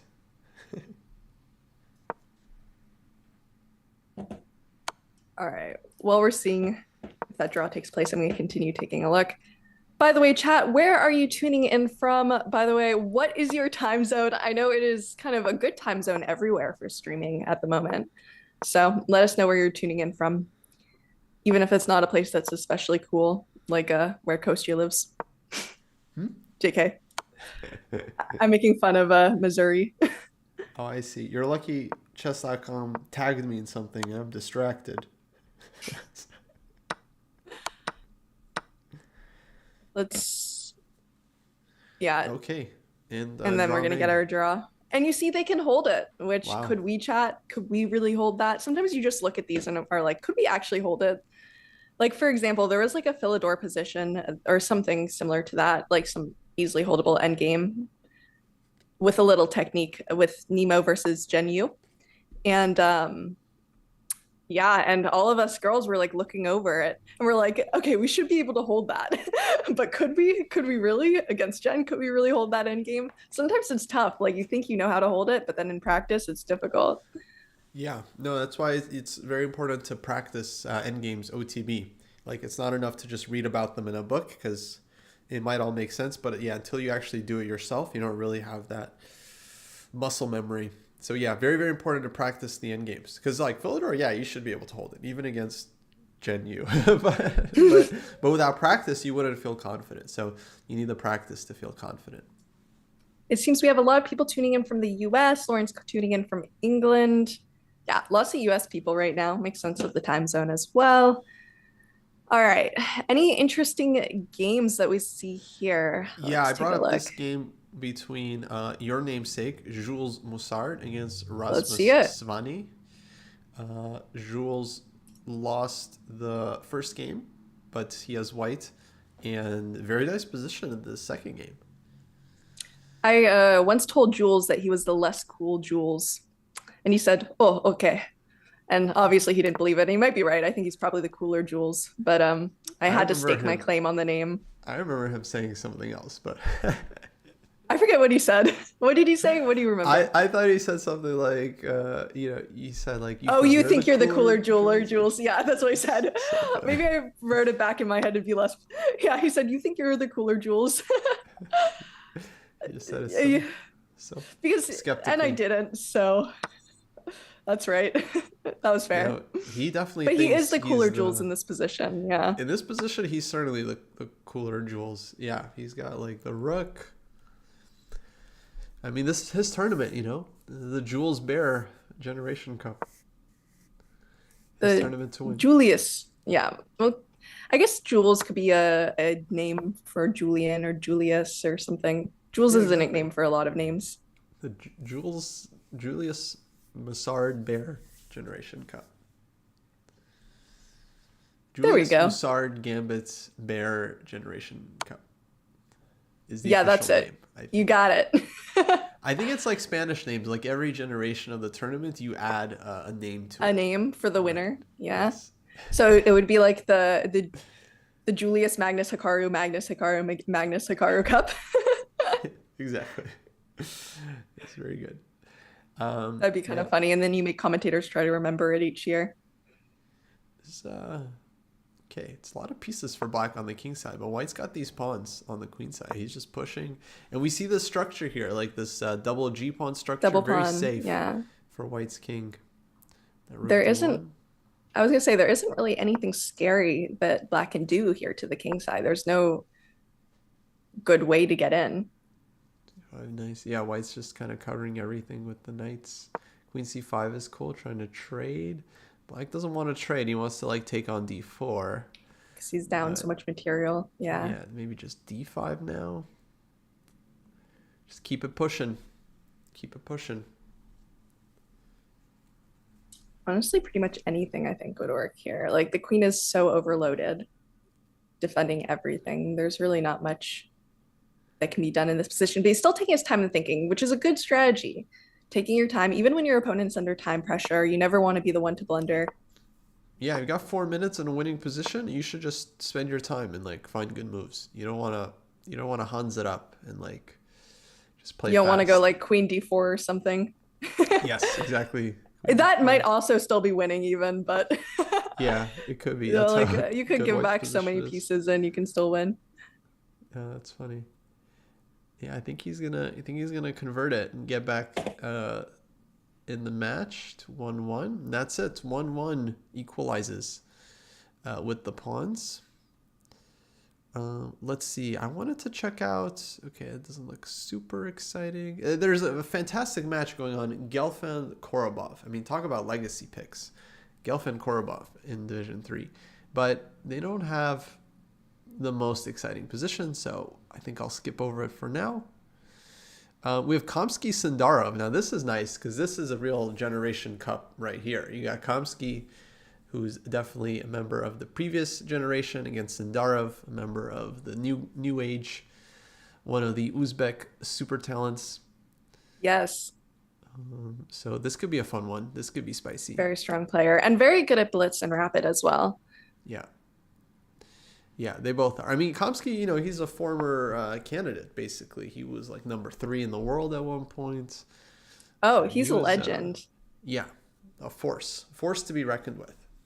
Yeah, I remember there was a few times he used to raid my Twitch channel because he thought I was Jules Moussard. I'm like 99% sure it was because he thought I was Jules Moussard, but hey, I still take it. Very legendary. There you go. Yeah, he is the. But yeah, he's very, very well known, very strong player. Um, yeah, so you're right. It's a generational, one of those kind of cool generational matchups, you know?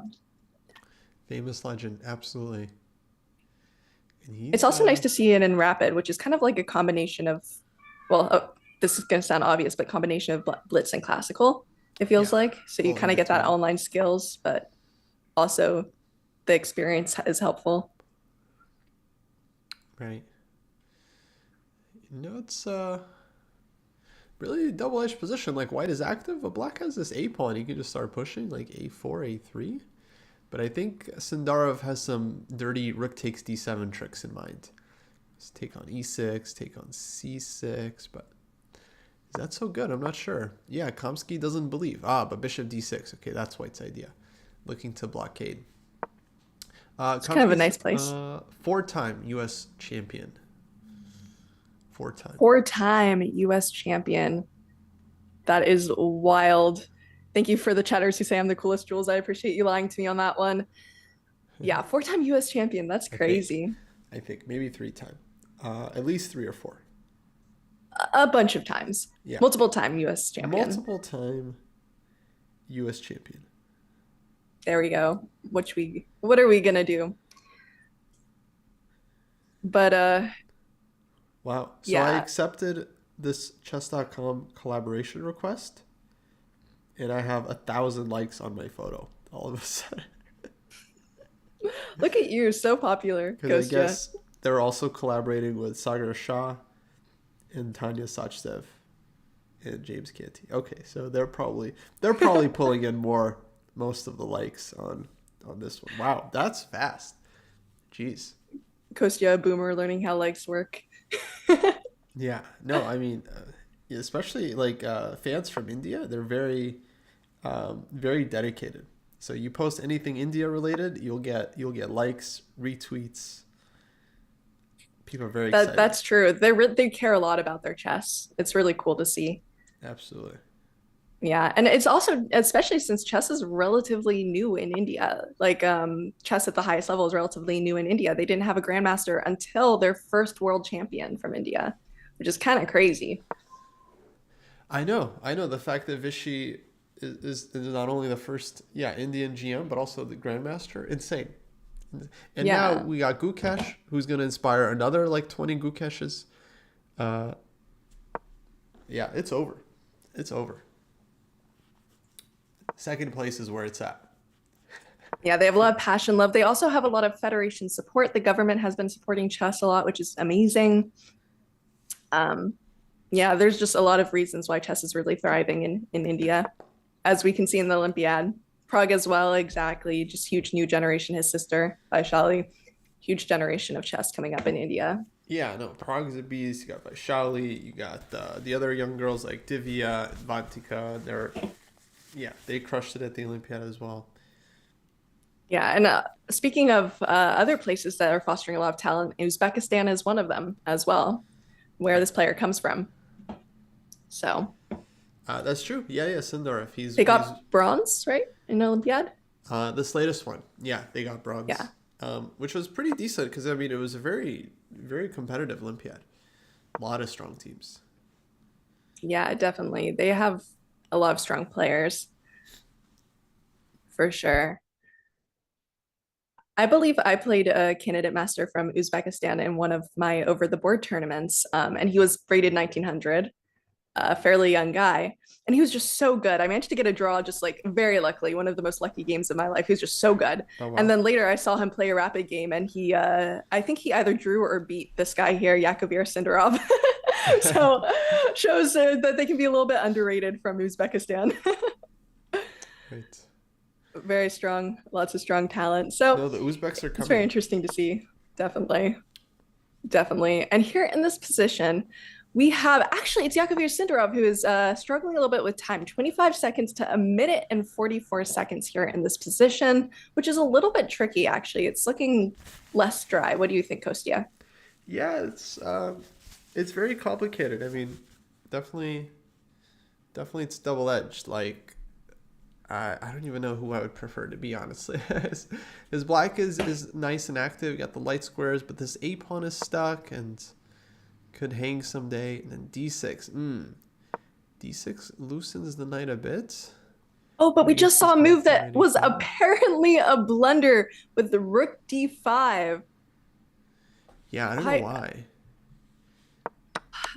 maybe it allows, yeah, okay, so he just doubled up the rooks, so maybe it just Takes allows the rooks c6. to double up. I'm wondering, yeah, if they just want to sack both those rooks for a Jumps. queen and a pawn. Yeah, I got the queen for two rooks now, and apparently it was like really nice for black. Queen f5 was not the way. I'm not sure what was better. Maybe queen f7, queen takes c4, but queen f5 and Perhaps it's so good because white's rooks don't really have a lot of time to double up or consolidate or do anything. The pieces are just a little bit disjointed. yeah, for sure. No, like white's king is in trouble, and black's queen and knight are very strong. But yeah, we'll see if Gata can convert it. Knight So for c4. all, Ooh, yeah, knight all, c4 you could play. Takes. knight c4, that's, It's oh, like that's a really funny, it's like a checkers combo. Okay, he goes knight g4. He goes the other way. But which is the same idea, yeah. why not take on c4 though? I don't really understand, but okay. Um, now we got this in game, but I guess it's a draw. It's bishop versus knight. So something for some of my more intermediate players in the chat, something that helped me and was interesting is a lot of players prefer two rooks over a queen, but in a position where the king is kind of vulnerable, a queen is often very useful over two Mhm. rooks. So it's kind of an interesting thing to remember, but we're going to see this end game with 5 seconds on his clock. White has to be super careful. It looks like Kemsky's really going to rely on his time advantage to push this slightly better end game. Yeah, Do but you I think he think can he do should it, be Kostya? careful because I mean, I don't know. The bishop is pretty strong here, but yeah, my guess is we're gonna get a draw. It's like, now everything is just kind of coming off the board. All over the place. Yeah.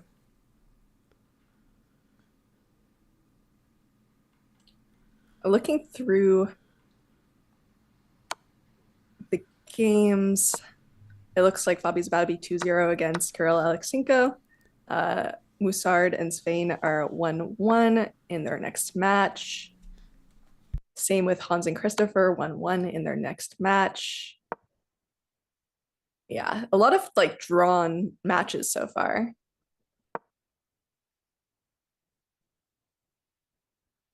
Right. I just got the 5e game up here as we got a lot of pass pawns, but I guess That is a lot of pass pawns. whites are stronger. Rook e1, e7 should be faster for white. It's just a simple race situation. We're just racing the pawns up.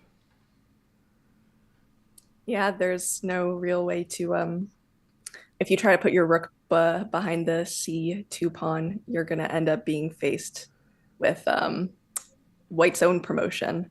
So there's not really much you can be doing there. They'll just take your rook, and you don't have enough time to maneuver like rook b7 or anything, or enough time to push the b pawn.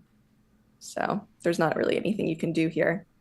But he's still looking for some kind of save. Are there any immediate threats, Kostya, that you see?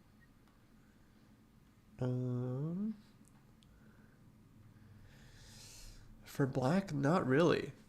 Not really. I feel like you're too slow. Okay, queen a3, that's something. That's something. Yeah, threatening Tapping a rook. promotion-ish. Like You might rook even be able to ignore it c6. and play e7 or something. E7 is probably good enough. Yeah. Yeah, which we see. It's very Oh, and then he's just kind gonna of simple. promote. Just gonna take both Nice. rooks. He's gonna promote twice, take both rooks on, Oof. then And you're come very back. happy there. Yeah. No, nicely, Yeah. nicely converted. And that's it. 2-0. Fabio will just need a draw in the third game to take this match. It's tough. It's tough because they're both legacy. When it's legacy versus legacy, then the higher legacy wins.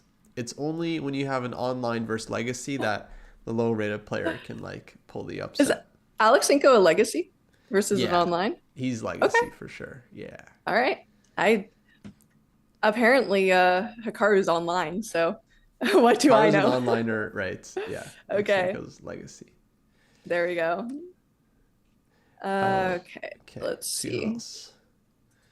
Ooh, lot of, Well, lot of Hans games. and Christopher are really liking the draws so far. Another end game. Yeah, they're really playing tight match so far. They're gonna go to Armageddon, which I think might favor Hans. If they get to Armageddon.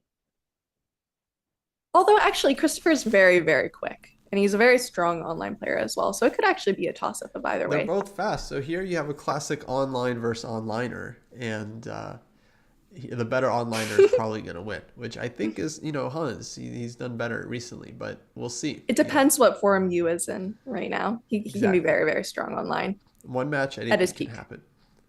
Yeah, Gukesh, legacy player for sure. He doesn't even play these events. He's too legacy for them. Do you think it's mainly because he likes to focus on over the board? Yeah, Yeah. exactly. He's Very just focusing interesting. on classical, and yeah, it's 100% paid off. That makes a lot of sense. Although I'm sure he would be killer at Blitz. Yeah, definitely. All right, just taking a look through all the games, seeing if anything in particular is really sticking out. We have a lot of very balanced games. Usually, like when we try to find games to show you guys, it's the slightly imbalanced games. So, guys, if you want to go over and look at the games in Div 2 or sorry, Div 3, and let us know if there is one you particularly want to see, we will listen to you. Probably. Right, Kostya? Yeah, for sure. Let us know which games you want to see. Also, maybe I'll adjust the brackets here a bit. Thank you for the bits, Gwenter. I appreciate it. Let's see, actually, Division 2.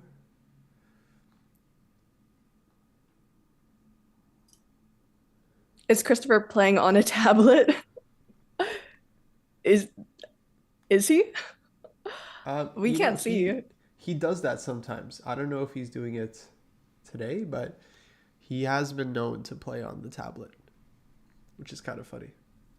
Yeah, we don't have the full standings yet, but you can see in the screen what the scores are so far for Div 2. And yeah, Yeah, these Div are 3 the is still earlier ongoing. Div 2 matches, but yeah, if you go to chess.com, if you go to the events page, you can see all the scores there.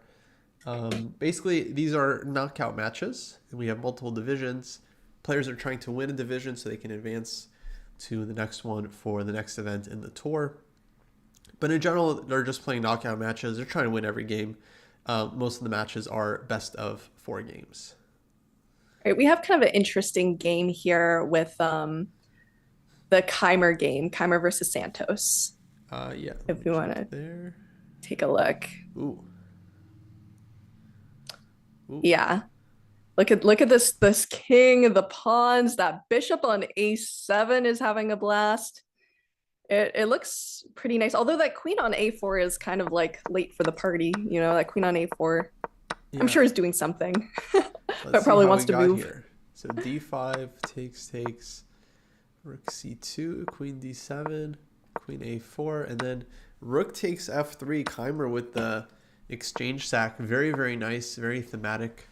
I definitely love the way he's playing this one so far. Keimer also one of the best juniors in the world, playing for Germany. Currently their #1 player. This is yes, okay.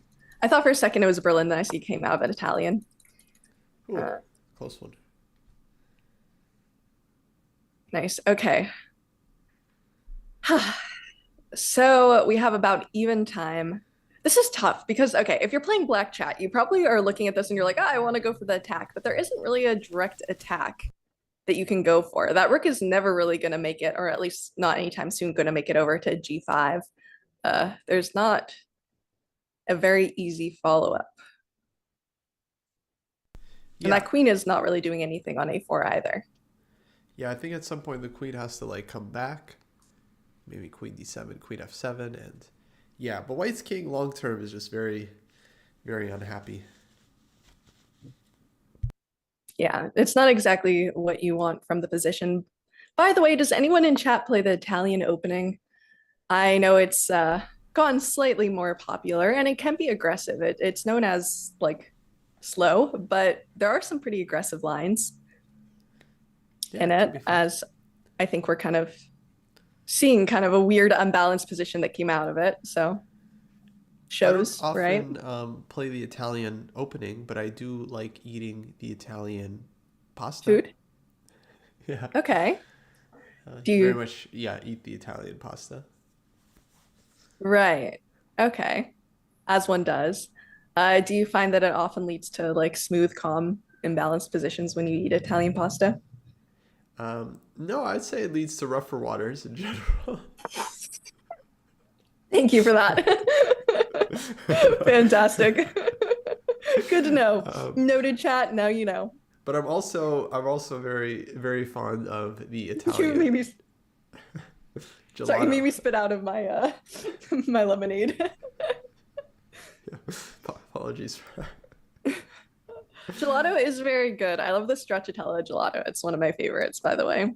Yeah, gelato is 10 out of 10 dessert. Gelato Someone's definitely yeah. smooth experience. Someone says they like the bird attack in the Italian. What on earth is the bird attack in the Italian? That sounds like Hmm. unholy. That does not sound like something good. Yeah, I don't know. Like whenever you hear like some sort of gambit or attack named after an animal, I always get a little bit weirded out. This all of a sudden, this is not looking as good. It seems that all the pieces are getting to the attack. The queen makes a lot more sense being able to get into maybe g6 if it wants. There's a pawn hanging on h3. Look at this mess. What do Yeah. you think, Kostya? No, it looks great for Keimer. I think he's gonna crush this one. And I always point out the most natural move, and then the player makes it, and then the engine always hates it. But yeah, Queen h5 looks good to me. Queen h3, Rook h5 coming. Yeah, I think it's super everything's tough for White to defend. everything's coming. I mean, he does have a lot of time, which is good. They have both used their time wisely. They're on move 26 with more than half their time. So that's some pretty good time management from both players. Hello, Ollie. Hello, everyone who's coming in. Nice to see you. I hope you are enjoying the games so far. We've had a lot of interesting games coming up. Let's see. Yeah, very fast-paced games so far. A lot of even matchups this round as well. Yeah, a lot of Actually, matches most still of the games tied up. are Hmm. even. So maybe we'll see a lot of Armageddons today. For you guys who don't know what Armageddon is, it is a slightly faster match where both players get to bid. The one who bids less time ends up getting to choose what color they want, and the player with black gets draw odds. So it's kind of exciting. You get a very decisive result. So that way we don't have like 100 draws we're commentating. Yeah, I mean there's a lot of games, but we're doing our best, covering what we can. I think we're doing great, Kostya. Yeah, Like we talked a little bit about Italian food. Uh, we yeah, that talked was fun. about bad advice. By the way, guys, for everyone who's new in chat, What is the worst chess advice you have ever gotten, or I guess given, but most likely gotten? Because I guess if you give it, you wouldn't know if it's bad necessarily, because you probably thought it was good at one time. That also is a very normal move. Queen h4. It makes sense. What is the issue? I'm not sure. Wow, engine likes white. That's surprising. Maybe there just isn't a great attack here, but it feels like you should have a great attack. I think it's still very tough for white to play. Yeah, and like okay, first move is a miss. Not surprising. Can you take on Someone said, F3? can we explain how the divisions work? Yes, they have planes for the different divisions, which is why you'll see players of different strengths in each division. So these are the players that qualified for the respective division based on the plans. Div 2 and Div 3, how it works is if you have a winner, they go on to the winner's bracket. A loser gets one shot in loser's bracket. If they lose again, they get knocked out. So yeah, and if you win a division, I think you qualify for the division higher next time as well.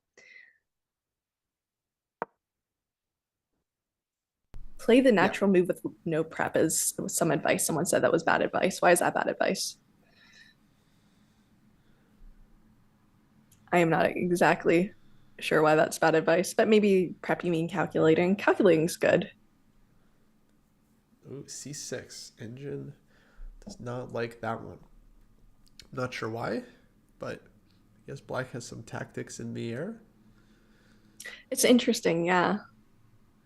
C6. Tactics. Man, is there some queen F3? Knight F2? Super tactic? I don't know. This looks hard. Oh, yeah, maybe you can. All right. Like, if you sack your bishop, I don't know what you can do, but it's probably a bishop sack. It probably was a bishop sack Okay, goes knight of some G5. sort, but I don't see No, what it is. that's a sharp try. He's going for queen F3 right now. How do you defend against that? Oof. Oof. This is crazy. Like everything's hanging in the position. Maybe queen E2? I'm not sure. Knight F3 anyway comes. Ooh, it's not easy. Yeah, this is survival. A lot of calculation. But he has more time on his clock with 5 minutes to 2 minutes, so he has time to calculate this. Let's take a look. That knight is going to be troublesome. I mean, you could sack the rook for it, but you probably don't want to give up material like that. You could take with the bishop, but then you're hanging queen f3, check. Yeah. You can move your king. Is there anything immediate they have? It looks very scary. Like it does not look pleasant. Maybe you even have like knight takes e4 or something, and you have to be a little careful with bishop takes e3. I don't know. This looks very, very scary. Yeah, I would have no idea. That my instinct, yeah, is to take on g5 with the bishop, just like trade off this piece. And now we got to defend f3 somehow. Maybe rook g3 back. But still, super unpleasant. That's very scary. Yeah. If you move it back, Then maybe maybe black you're just giving goes up a really bc6. nice outpost. I don't know. Yeah, You take. but not a fun position for white. You have to just take your lumps. Just try to defend. Okay, king g2. Knight f4 check. Okay, just takes back. Knight f4 coming. Yeah, I think Vincent's gonna win this one. Just looks too hard for white to defend. The person who gave the bad advice or said the bad advice was play a natural move with no prep.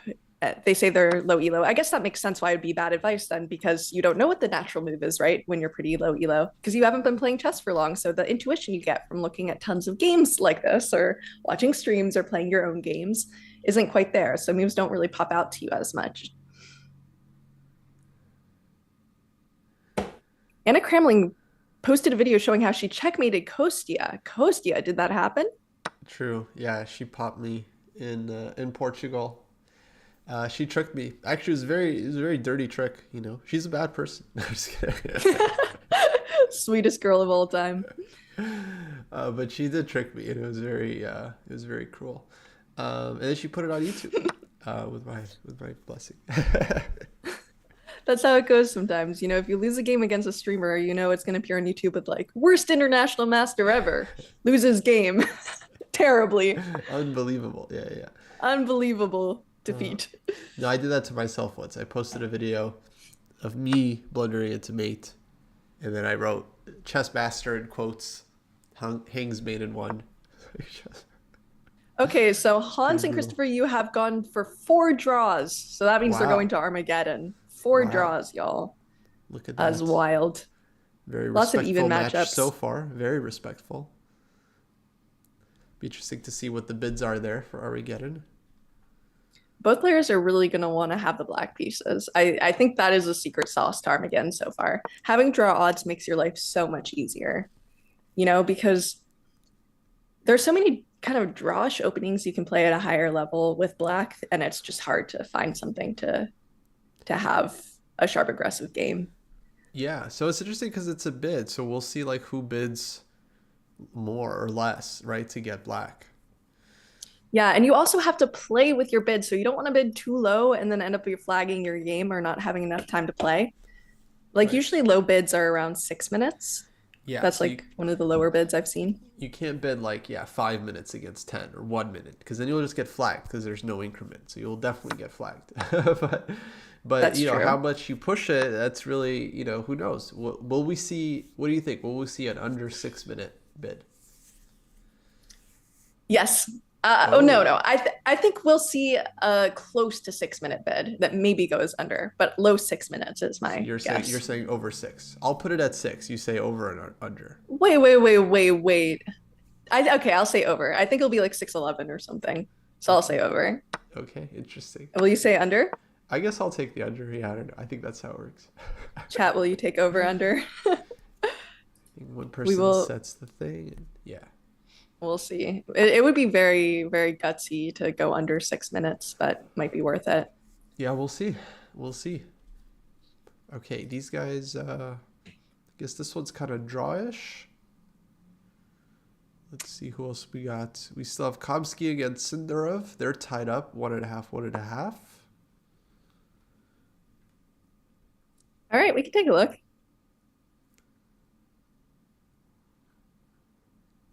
Sindarov again a little bit behind on the clock. All right, let's take a look at this position. The position has a lot of life in it, so none of Kostya's endgames for us today. Well, actually, we've had a lot of endgames, Yeah, but we've had this is a a position ton with a of lot of life. endgames. And right away, the things that pop out to me about this position, Kostya, is the outpost on d6. What do you think? How do you Yeah, like that square? Can we use yeah, it? I was already highlighting it. Yeah, exactly. Knight c4, knight Nice. d6. No, it looks very nice because it's not only good square, it also controls the c8 square, so it's hard for black to fight for the c file. So optically, I like white here, but black has his own outpost on d5. So, horse is gonna hop. Horse is gonna hop. Maybe knight f4, knight d5, g5. Oh, we got this idea as well. G5. Wow. Whoa, look at that aggressive play there. Yeah. G5. And it makes sense. There isn't a lot of threats right now. The position is pretty locked up. And when the position's locked up, some of those kingside pushes tend to work. Although I don't see a lot of Kamsky's pieces aiming towards the kingside. It doesn't. Maybe he'll reroute his knight eventually. What do you think? Or bring up a rook? Yeah, no, it makes a lot of sense. Like black has the positional grip to make this kind of kingside advance work. Because white can't really exploit it too much. White's playing more on the queen side here. So very double-edged play. And Komsky, like, yeah, you could just feel his class, right? He just like knows like when you can get away with this kind of stuff. It's very, very nice to watch him play. Yeah, he's a very strong player. And how do F4? Okay, that seems like Yeah. the natural move. Although you don't maybe want to push your pawns right away if they don't do anything about it. I'm not sure. You might want to prep more, bring some pieces into the king side. But your pawns are pretty safe. No?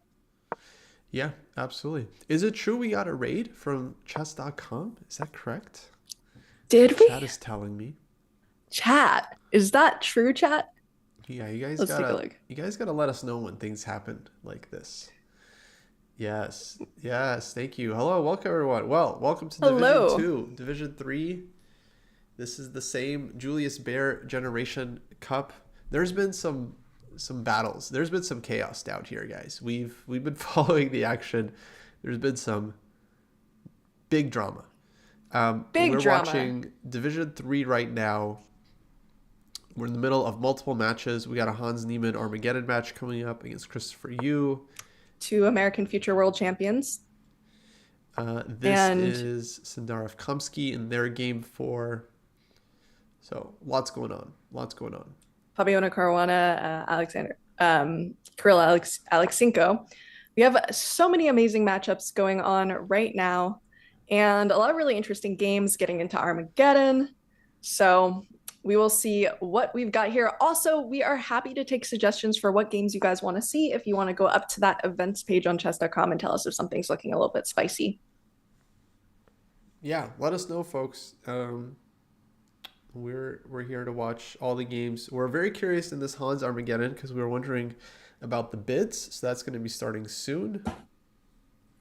What do you guys think the bids will be, chat? We have an over-under bet of 6 minutes. I think it will be slightly over 6 minutes. He thinks it will be under 6 minutes. So Yeah. You guys we got will, any we will see on that one. up in Division 1? You probably know how it works. Players will get 10 minutes to start. Then the lower bid will get their amount on the clock. And draw odds as well, but no increment for these Armageddon games. So that's what makes them very spicy. It will be very interesting. We have, when I'm looking at interesting games, I think there's kind of a sharpish game with Jules Mussard, Rasmus Spain, if we want to take a look. Okay, yeah, let's go over there. Jules against Rasmus. Yeah, this is game My namesake. 4. Your namesake, the tournament namesake. This is the Julius Mussard Gambit Baer Generation Cup after all. We've been joking a little bit about the names here. Yeah. Oh, and that Armageddon did start. It looks like Hans Okay, got over black, 6 minutes, under 6 minutes. and it was over 6. I think he How started much with time? 650, someone said. Wow. Wow, That's a hefty that's bid. a steal. Hefty bid. They've drawn every game so far in this match. That's interesting. So they didn't want to go too far for to get black. That's, someone said 7 minutes, someone said 5 minutes, 550. No, yeah, we right in the middle there was 650. I mean, that still is a pretty low bid for Armageddon. Yeah, definitely. So okay, Christopher is like 2.5 minutes on the clock, no increment. You can and take a look needs at to that win this game. Follow it. Let's see what we've got. Okay. So we're probably just going to see super solid play from Niemann. Nothing too aggressive. What do you think? Do you think Hans will go for something more aggressive, or do you think he's just going to play very calm, try to go for the draw? Yeah, just play for the draw. It's like Armageddon, and he's got a solid setup here. This is like a classic Queen's Gambit accepted. Like Queen could go to b6, Bishop e7. Whoops, castle somewhere. Bring the rooks to d8. So d5. Christopher is gonna bring the action. Yeah, he's gonna really push him. With a lot of these Armageddon games, you see some very aggressive moves, sacrifices, just anything they can do to make the position a little bit more interesting. This is not a particularly dry position, though. e4. Yeah, he's opening it up. Now the bishop can come out. Bishop e7. Hans just trying to develop quickly. This could be nice for white. Maybe you can grab the bishop pair, go for some e5. Okay, You think some grab the bishop chances. pair right away? I think so. Yeah, take on e7. Queen takes, then e5. Oh, it goes b3. Okay, different way. Still Ooh. opening up that bishop. Wow. Wow. Yeah, it Yeah, looks like very there's no sharp. good way to avoid that. Opening up the position a little bit. He ate his Wheaties today. He is ready to rumble. Yeah, big By the time. way, Guys in chat, what is your prediction? Who do you think is going to win this game, this match? It has been tied. They've had 4 draws so far going into Armageddon. So we've been following. We've been following. I think we're gonna see a different type of play though than we've seen before, Kostya. Yeah, there's been a lot of Hans fans so far. um, and so far actually their games have been very, I think, very even. But this one, I feel like, yeah, you're right. It's promising to be quite sharp. Well, it has to be. There's no way. We've been seeing some Armageddons where they just go into a very dry end game and the person with white is forced to try to come up with some sort of Magnus magic or something. And it's quite depressing trying to make something appear in a drawn end game. So it makes more sense to just make the position very sharp right away. Not super easy to do. Yeah, really hard. Even when it's sharp, sometimes it clarifies and then simplifies. And now this one is like, okay, I like what white's doing, but at the same time, this might quickly go south. Like bishop f6, knight e5. Okay, goes knight a5. And if this d-pawn comes off, then white will have very little to play with for the advantage here. So that's the thing about an isolated queen pawn, right, Kostya? That you have to just play very aggressively with it. Try to just have some aggressive attack, because if it goes into an end game, it's very easily lost. It's pretty vulnerable. Yeah, basically he's kind of, yeah, banking all his chances on the kingside attack. I was looking for some bishop b1. He goes rook b1. Yeah, to me, Hans' chances seem pretty good here. Like, I think black's position is very solid, but won't be so easy. White always has like the ideas, like bishop g5, knight g5, this kind of things. So Christopher definitely going to throw everything at the king side here. The time is almost evening. He's only a minute up when he started, almost 4 minutes up, 3.5 minutes up. So yeah, I honestly think the lower Armageddon bids are pretty smart here. Yeah, so far Hans looking good. Rook c3, very active. Maybe queen f5, but then g6. G6, really? Yeah, if the queen's on f5, I think you might get away with it. But queen went to d2. Queen d2. Very provocative move. Do you think our bishop's going to want to go into b2? Yeah, eventually, sure. if it can. Okay, takes on a4. Some chances for Christopher. What's going on here? Bishop b2. White's position looks active. Rook b4 maybe. Some rook swing. Yeah, all right, we see b2, it. Exclam. Where is that rook going to go?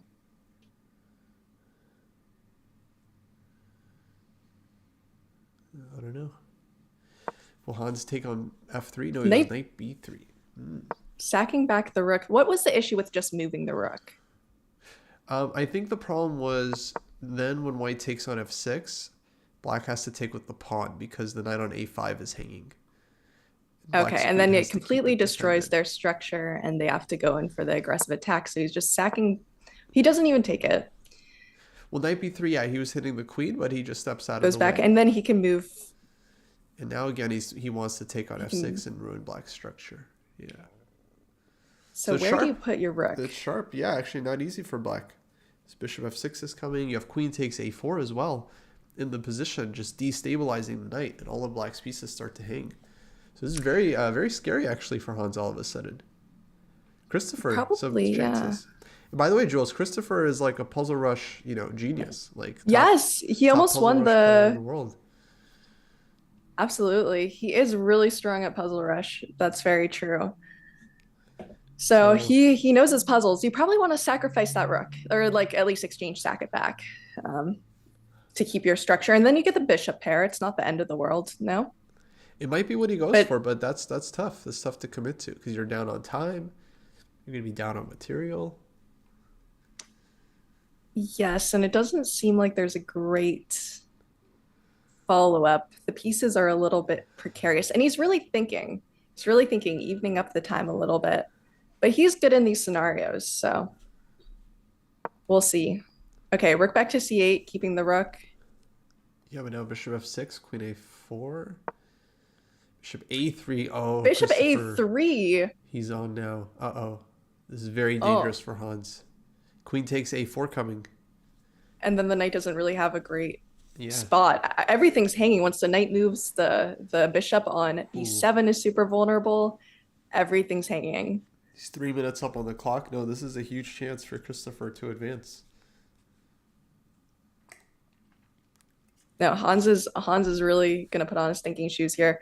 Rook e8, queen takes a4, knight back, putting a lot of pressure on the position. Yeah, but now this looks very nice for white. Super, super active. Somehow he's managed not to hang something immediately. Yeah, it's still a really open game. Maybe Like d6. Mm-hmm. d6 right away. That's Yeah, maybe. interesting. Yeah, d6, d7, You have some immediate threats. d6, rook e4. Okay, so he goes rook e1. I like that move a lot.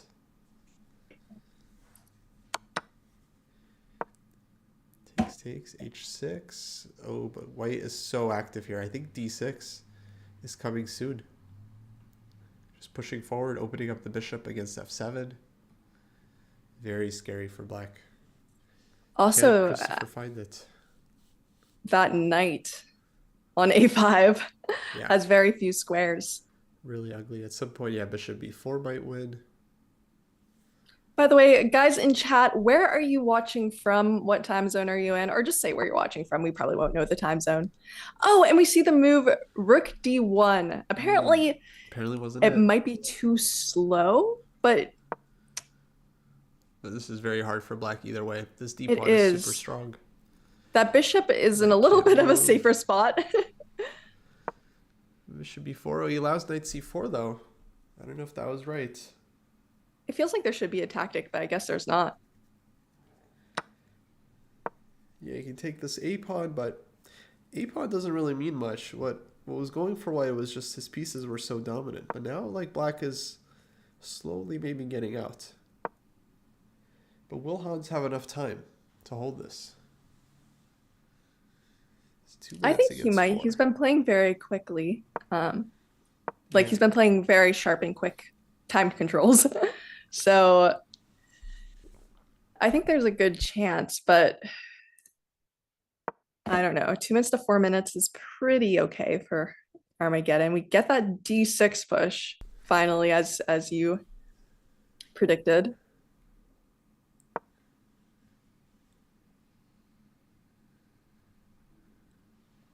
Yeah, bishop c6. This extra d pawn for white, but it's like very nicely blockaded now. So, ooh, tough to say. Tough to say what happens here. What is the best thing to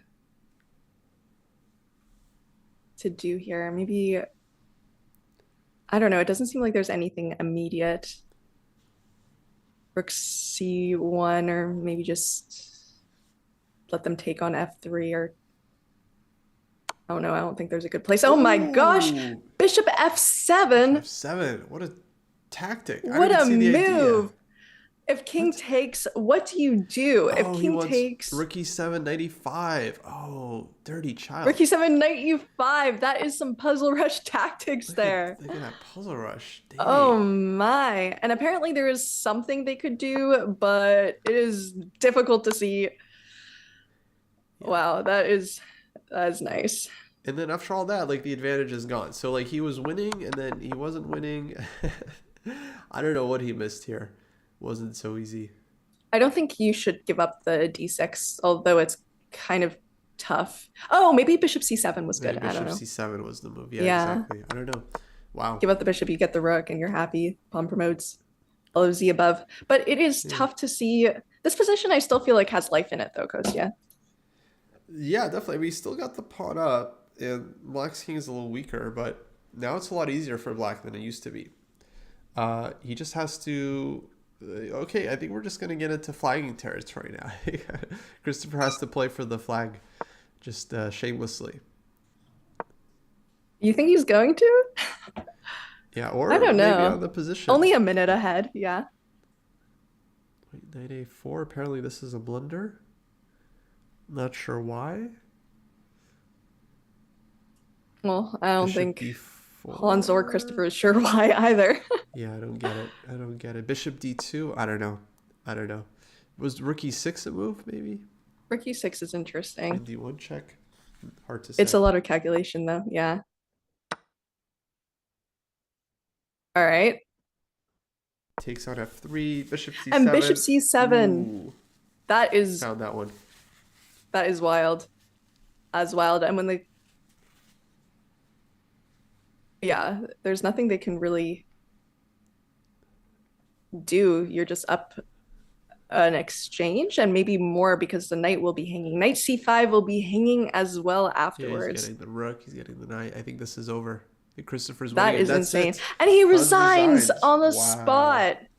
That is wild. Wow. And that is a victory. Sending Christopher Yu ahead in the winner's bracket. Hans down to the loser's bracket. He'll still be playing, but he will only have one more shot to go. That was a nice game played by Christopher. Very nice game. Wow. Very, very nice.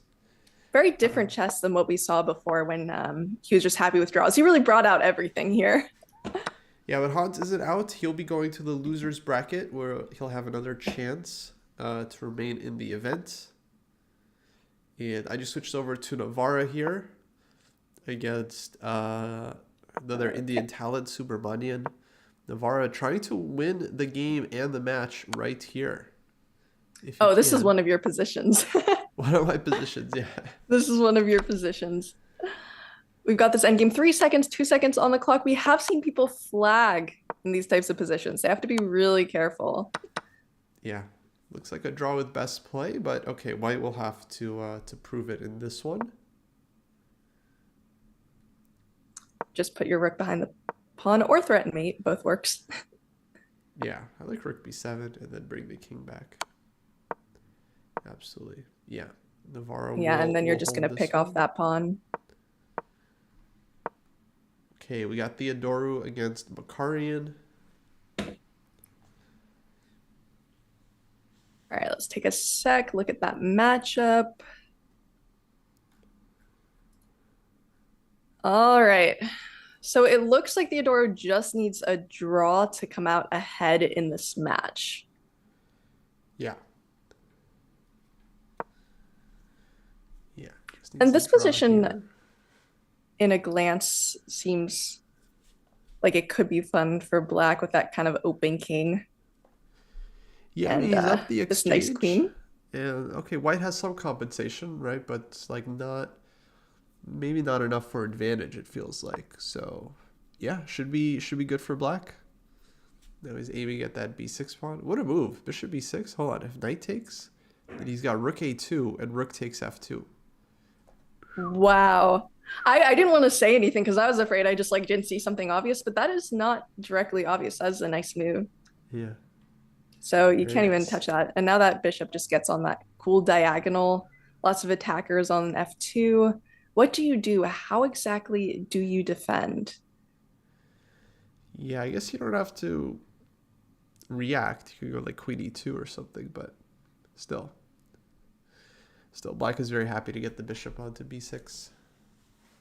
Seems like a nice spot. That is true that black does not have a lot of pieces that they can attack with. That knight is pretty steady on d5. Nothing can move it if it doesn't want to be moved. So. Oh. F4. Look at that move, Coast. Yeah, f4. Wow. Wow. Well, now you definitely can't allow rook a2. But f4, opening things up. Ooh, That's sharp a little... move. Sharp move from Yeah. Luke. And just if takes... Takes, maybe rook takes. Rook takes f4. Yeah. And You're pretty happy there because the queen can't really do any.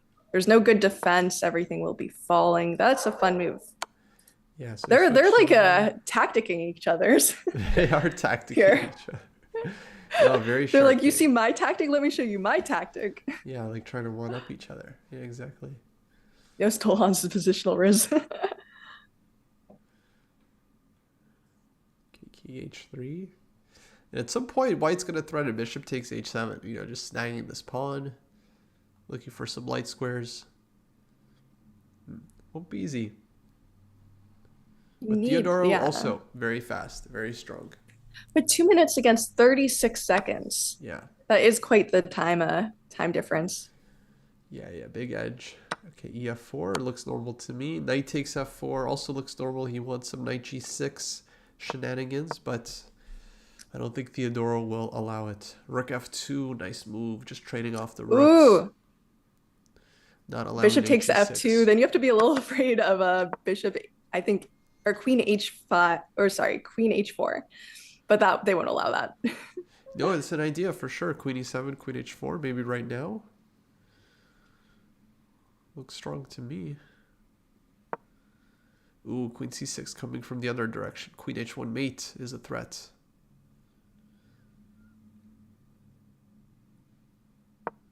Do you have any other move? I guess you Scary. could go king h2. Mm-hmm. Yeah, it makes sense. Scary. Maybe now bringing the rook in somewhere. Rook a8, rook e8. Up in position, the king is open. And I up on time as well. yeah, Nico just needs a draw here. So he's really he's really good position.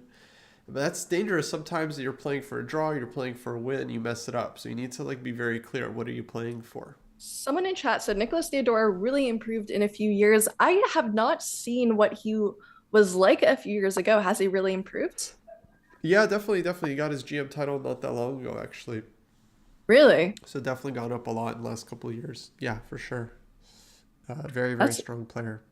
awesome. Also a very strong speed player. Would you call him an onliner? I would, even though he's very good in a classical. He's definitely an onliner. No, but he's number one in Greece, and yeah, very, very strong OTB as well. So, but yeah, Ooh. online he's even stronger. He's like 3,000. So, what can you do? Oh, there was an interesting move before, maybe g5, rook f7, and then you could maybe try, oh, maybe g6. I don't know. That would be interesting, but it's a little complex Yeah, for the amount of time he C4. has left. Rudek, no time here to really make a lot of moves, but he's very tricky as well. Watch out for that back rank. Oh, but Nico just needs a draw here, so I think he's just gonna force the draw and end the match. Nico, don't be a hero. just Just make a force the draw. draw. What are you thinking about? To just make a draw. He wants to play like No, h6 or something. Come on. What are you? that's so funny. He was really considering it and pushing for the win, I'm sure. Yeah, it looks like he was, but no, he takes the practical way out, makes a draw, and clinches the match. So he advances to the next stage in Division 3. Jules, I think we only have one match that's still going. One match left. Let's take a look. And Between it's the, Korbov and Gelfand. yeah, the ultimate legacy match. Gelfand, Korobov. I don't know if these guys have even played on Title Tuesday before. No, I've really only seen them in my chess books. Yeah, yeah, yeah. But they've drawn their first 3 games. Somehow they're only into game 4. If this one is also a draw, then they'll go to Armageddon. So this They've could be our last match of the day. I wonder if they just started late or if they've just played long games. I think they've just been playing out all these games till like, yeah, looking at the games, it's like 3 end games and they're all like way played out. So, these guys just love to play chess. You know? They just like They're just playing happy to be chess. here. They're just happy to be here. Exactly. They don't know how the divisions work either. Okay. They just show up and they get their pairing and they play. That's it. That's it. You think they know if they're in Division 2 or Division 3? Nah, they don't know. I think they know Kostya. Nah, Well, they've got no idea. They just come and make moves. play, have fun. Exactly. Rook Now I'm a4. wondering, is Korobov maybe looking to push a little bit here? Because he is the younger chicken, and he's a tiny bit better in the position as well. F4. Do you feel like that's a pushing move? Yeah, definitely. Definitely. He's advancing. He's not letting black break with e5. Okay, we could say white's a little bit better. He has 2 pawn islands versus 3. Rook a3 now, I think. Rook a3, rook b8. No, black certainly should have enough counterplay to hold. Or maybe Maybe he's going to go c4. c4, rook b4, rook d3, something like this. And a4. Should be okay, but C4 yeah, they're down to makes bullet. sense. Yeah. They're down to bullet. 1 minute and 30 seconds. Who plays 1 minute 30-second bullet? I guess some Korobov. people play like 2-minute bullet. I don't know.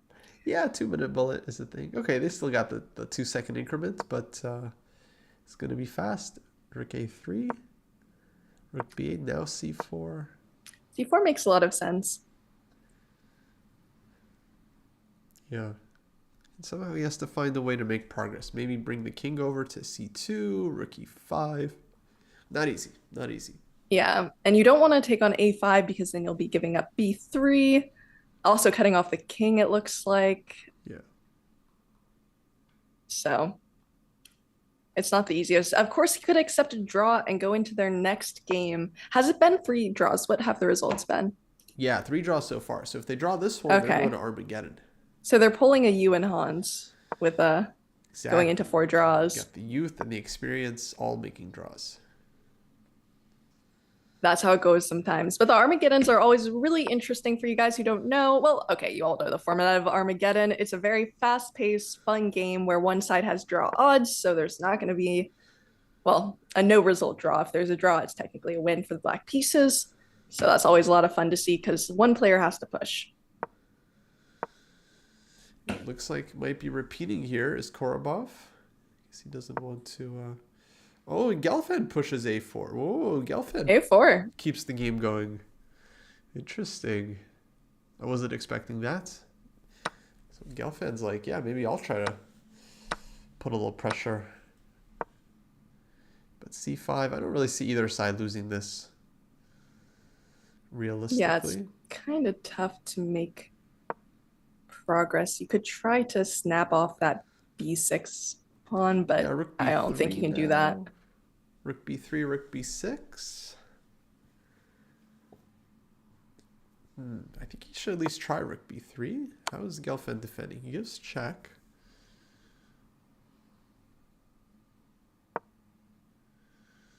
Rook d1. Yeah, King e3. and then you can keep checking. More checks. Okay, and then we're gonna get a draw, I'm pretty sure.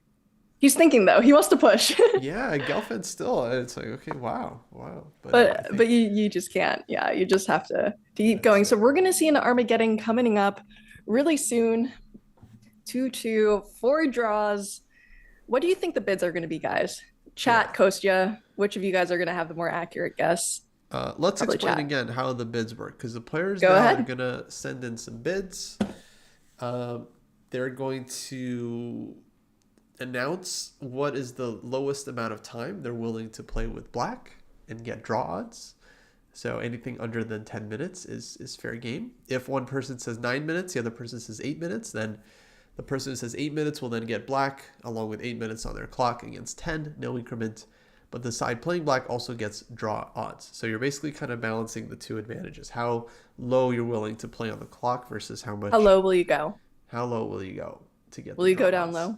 Exactly. So Hans, we saw he went down to 650. These guys, I feel like, are not going to be as aggressive. So I could see like maybe, I don't know. I'll put it at, let me put it at, I'll put the bid at 745. You go over and under. Or RC2RUS says 7 minutes. I'll go under 745. 740. I'll go That's under. Probably smart. That's probably smart. I mean, they might We'll want to see. keep their time, but also it seems since they've been playing a bunch of draws already, it seems a little tough to give up those draws. BJH thinks closer to 8 minutes is likely. You don't think they're going to want to give up that much time. That could be true. They could not want to play any sort of under any sort of time pressure. But it does seem tough to try to. They're both very solid players. They're both seem to be very evenly matched. So, but we saw it again with you and Hans being able to have that aggressive play in an Armageddon situation. With me and Hans. Symphonic Knight thinks Sorry, with you. Oh, I did say you. Okay, you. Korobov might bid 7, Gelfand 8 minutes. You think? Okay, so they think it'll be 7. I think it'll be closer to 7 minutes as well. Yeah, could be By the close way, to I 7. think my USATE team for US Amateurs Team East, which is a team tournament, name was Never Gonna Give You Up, spelled YOO. Nice. Like as the pun, like never gonna give you up, never gonna let you down.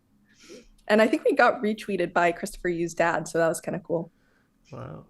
Yeah, it was very exciting. That Never is- turn around and hurt you.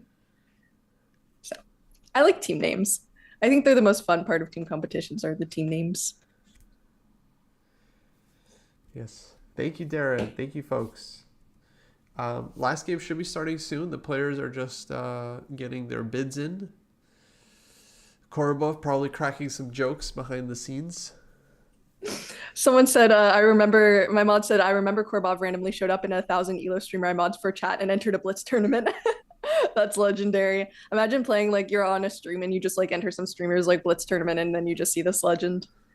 That's so good. If I were a GM, I'd be doing stuff like that all the time or like guessing the move on random like 1,000 ELOs games.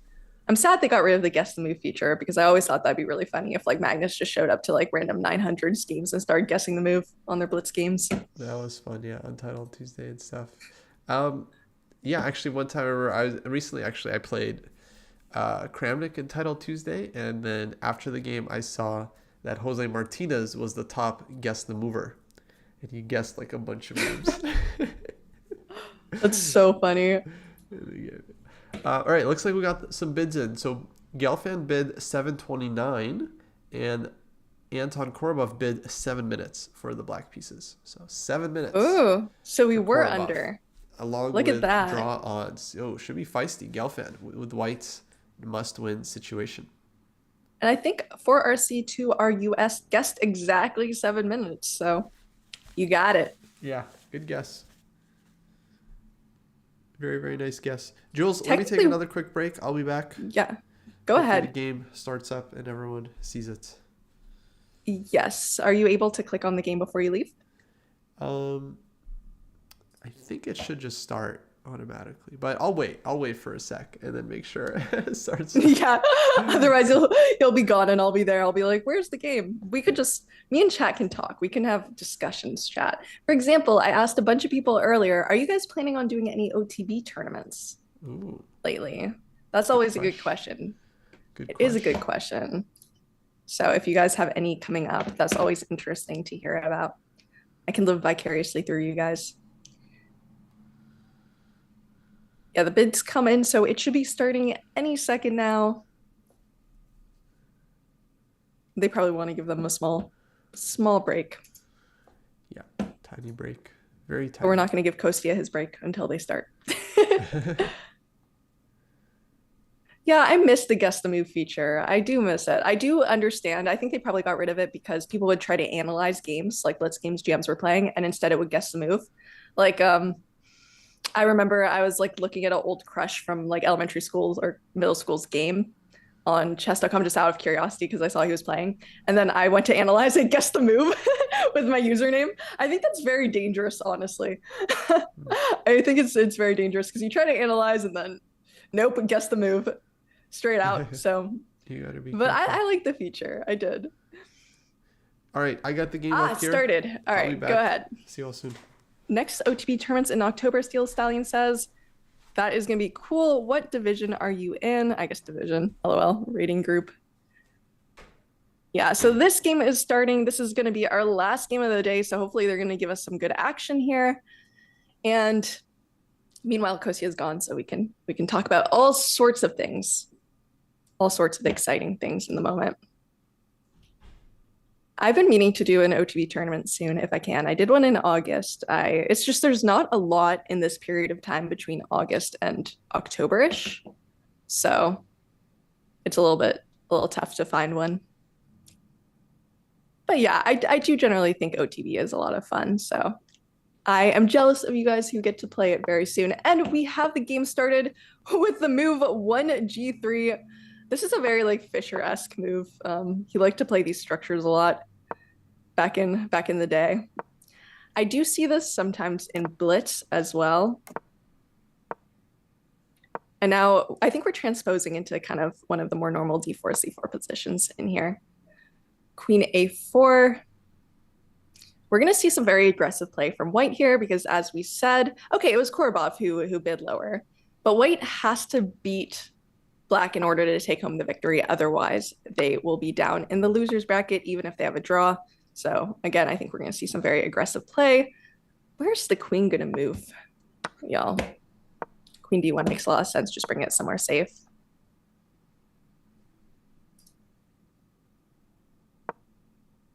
All right, e6. It doesn't seem like there could be a lot of very aggressive continuations. a4 makes a lot of sense. b3 also makes sense. Opening up the bishop. You probably want to put the bishop not on b2 where it will be blocked, but maybe bishop a3. Kostya's in charge of the arrows, so you'll just have to follow along with me. Bishop a3 makes a lot of sense. Maybe not right away. I don't love the outpost for the knight on b4 if I was white, which is why I'd be a little scared to play a4, but I guess it might end up being okay because there's not much they can do with that outpost, although it still is not the most fun thing in the world there. Let's see. You could still try to play bishop a3, still go for the same ideas. That's kind of interesting, chat.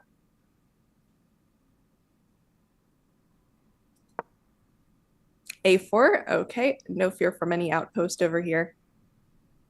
Maybe the idea is knight b4 will always be kind of vulnerable to bishop a3 kind of stuff. Takes, ruin the pawn structure, I don't know. Yeah, seems like he played that right away. Was that a pre-move? It might be a pre-move, but it makes a lot of sense just to take on b4. I guess you get rid of the bishop pair. That dark square bishop's pretty important. And it seems like Korobov thinks that that bishop pair is worth having that pawn weakness, and he could be right. We'll see how it turns out. Not a lot of good ways to defend this pawn, though. You could go queen d6, makes a lot of sense. Or bishop f8 also makes a lot of sense there. Let's see. Queen d2, putting a lot of pressure on this pawn. I think he's happy to see this pawn structure because now it's very clear what white's plans are, what they want to do, how they want to attack here. Seems like there's a lot of weaknesses here on this b file that they can attack later on in the game or now. Black's going to want to hold on to their bishop pair because that's the whole reason they took on the weakness. But they moved so quickly. I was wondering if that was like some sort of pre-move because it was so quick. Sometimes actually pre-moves are accidental. I don't know. Have you guys accidentally pre-moved before in a game? I feel like I do that all the time where I accidentally pre-move. Usually I can click away quick enough, but it's so scary. All right, queen d6 makes sense. This is a nice outpost for the knight. You do not want to push f6. You don't want to push f6, so that knight's gonna get to stay there for a little bit. Knight d7, maybe go f4, I don't know. Probably not, because then you're allowing the knight into its own outpost, should it want it. But we shall see how he decides to follow up. And look at this time difference now, 4 minutes. So he did take a huge risk by having sort of a lower Armageddon bid, especially with this. It seems like he's taking his time, not really speeding up his play. They also don't have increment in Armageddon. Minestrone says, I'm not pre-moving anymore because I blundered too many times with pre-moves. I mean, sometimes when you're about a flag, you need to pre-move. But I guess there's not really anything you can really do if you're about a flag. You just have to pre-move and wish for the best. I have won some pre-move wins. Those are fun. I once accidentally pre-moved while drawing arrows. Wait, you draw arrows when you play games? That's kind of wild to me. I couldn't imagine doing that. I talk to myself sometimes. That actually helps me with speed, talking to yourself. I've noticed because it keeps you in present in the moment if you get very engrossed in a game. Now this is kind of interesting. B takes a4 just kind of seems like a very nice pawn. I don't see how it can immediately be attacked in a detrimental way. Maybe even eventually move the rook over to the c file. This seems like a very nice file for white's rooks. It's definitely white who's pushing here. Rook takes a4. That's kind of an interesting choice. Rook takes a4. Maybe just trading off pieces, but they don't really go for the trade. Okay, maybe bringing rook to a c file makes sense, or b file, something like that. Bring in the rook somewhere, yeah? I don't think I've accidentally pre-moved while drawing arrows before. That's definitely new. Someone said I had to learn that the hard way on Lead Chess. You can only make one pre-move. I tried to make a three-move pre-move, and it only took the last one. It was catastrophic.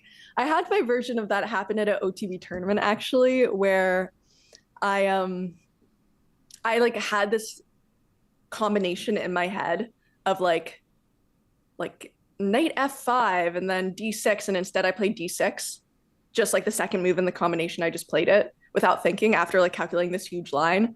And that's only happened to me like once before, but you feel like your brain just like gives up momentarily. I was like, what was I even thinking? But it definitely happens. Probably more in Blitz, but it definitely happens. All right, so how do you push in this position? How do you push in this position? The nice thing is these knights are defending each other pretty well. So I think you're okay for now, especially since this queen is the second attacker, meaning like they're not going to give up their queen for the rook. So these knights look pretty stable at the moment, although you want to be careful if the queen moves.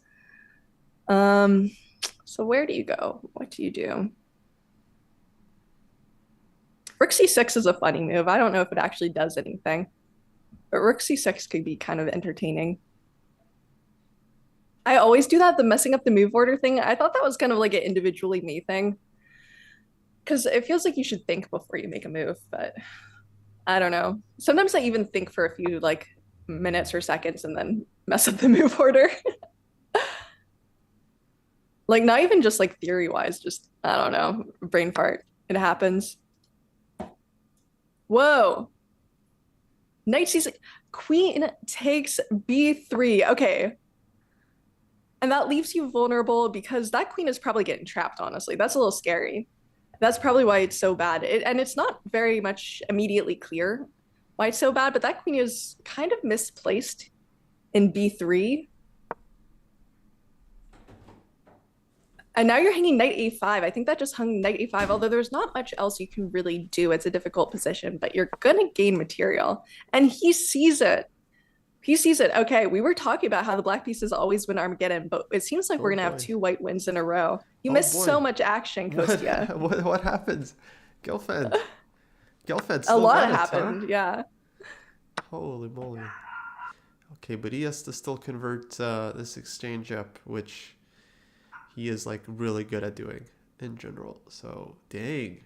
Go Boris. Up on time, up on position. Legacy, huh? Legacy beats legacy. Well, the game's not over yet. You can't call it till it's over, you know? Right. I mean, okay. You can't. I think I just did, but yes, I think you're right. You're going to jinx it. You're going to commentators jinx it. I call it. It always happens. You're like, okay, this game's over, guys. And then you turn around and like, it's a draw or something. Yeah. But, you know, it's no fun if you don't call it. So I'm going to call it. I think Gelfand's winning. Yeah, this is 100%. tough because it seems like a queen trade's even forced if he really wants to. There's not a lot of good places to put the queen. Yeah, he had queen a7. Yeah, I like this knight c5, getting past pawn. Push that pawn to c6 soon. And then c7. Rook AB1? Yeah, absolutely. Either c6 or you could even rook go AB1. c6, right? Yeah, c6 Either is way. fun. Either way. No, I mean, it's should be game. Let's watch the maestro at work. Queen a7. Thing is, like, you have to come up with a plan. One plan is to try to trade the light square bishops, like bishop f1, bishop a6, and then you get access to the b7 square, and then you just slowly infiltrate and break through. Okay, goes queen Not only c5. that, but it feels like your bishop's kind of stupid. I mean, theirs is too, but right. yeah. So that trade D4. makes sense. Okay, Gelfand just needs to not use up too much time, so leave himself enough time to convert it, because there's no increment to rely on, so he has to play That's quick. true. It's faster than you'd think. Good morning, everybody. Welcome into our last game of the day. We're trying to see this conversion here, but you have to come up with a plan. That bishop pair is pretty pretty good defenders. I wouldn't say they're powerful because they're not really aiming towards anything, but they are defending. So trading off that light square bishop makes sense, which is probably why he did rook a1. What do you think? Yeah, rook a1. I think maybe just even going for rook a7. Just nice little Right pin away. it to win it. Yeah. Okay, h4. And we see it. Ooh, Korobov playing quick. Well, he's trying to find some good counterplay there. Yeah.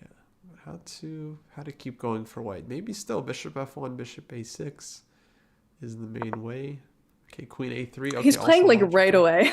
Yeah, He's like pretty much pre-moving. Pre-move. Basically, yeah, he's speeding up because he realizes that's his only chance. Just try to hang on the clock, anticipating all of Gelfand's moves, but And it's not over yet. He still has to yeah, he still it's has a to lot of find work. something there.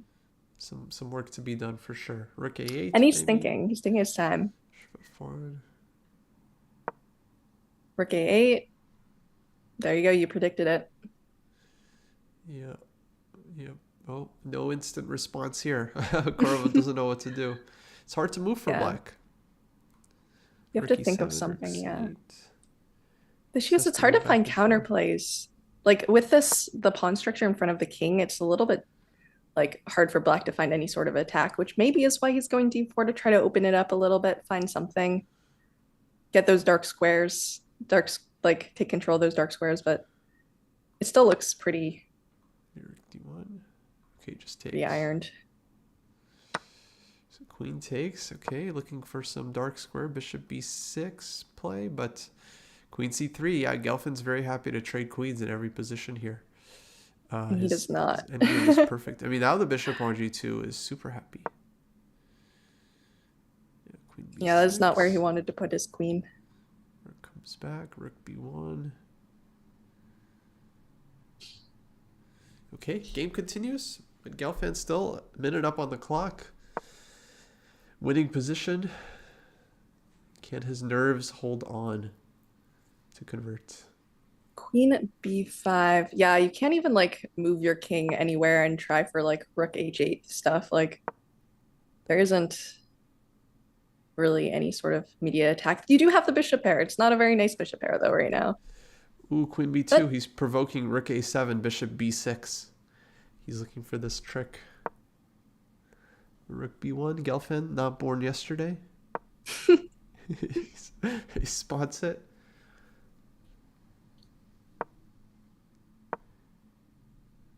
Again, rook a7. How to break through, though. How to break through. Okay, rook d1 covers bishop d4. Now he wants c7 next. If he gets c7, then it's very close. Korobov losing on time as well. yeah, okay. So you just bring your rook back to a8 or something.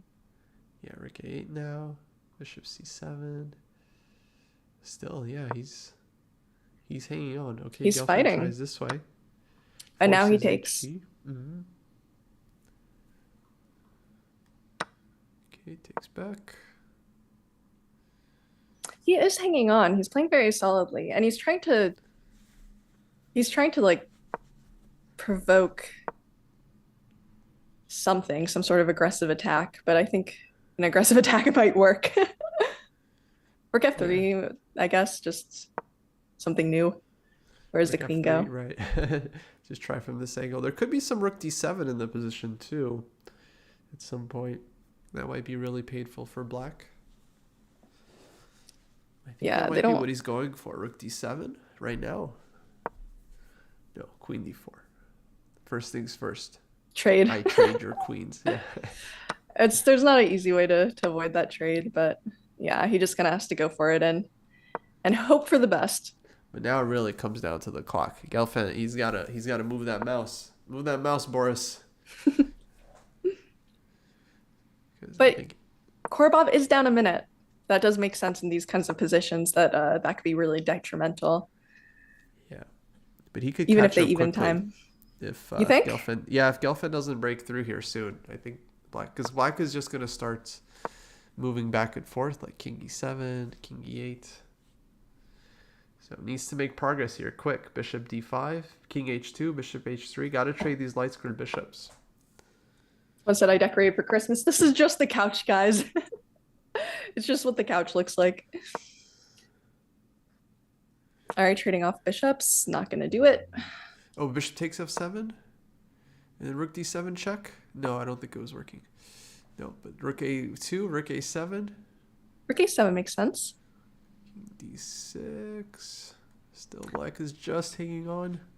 This is crazy. It's so hard to make progress here. There's got to be something good.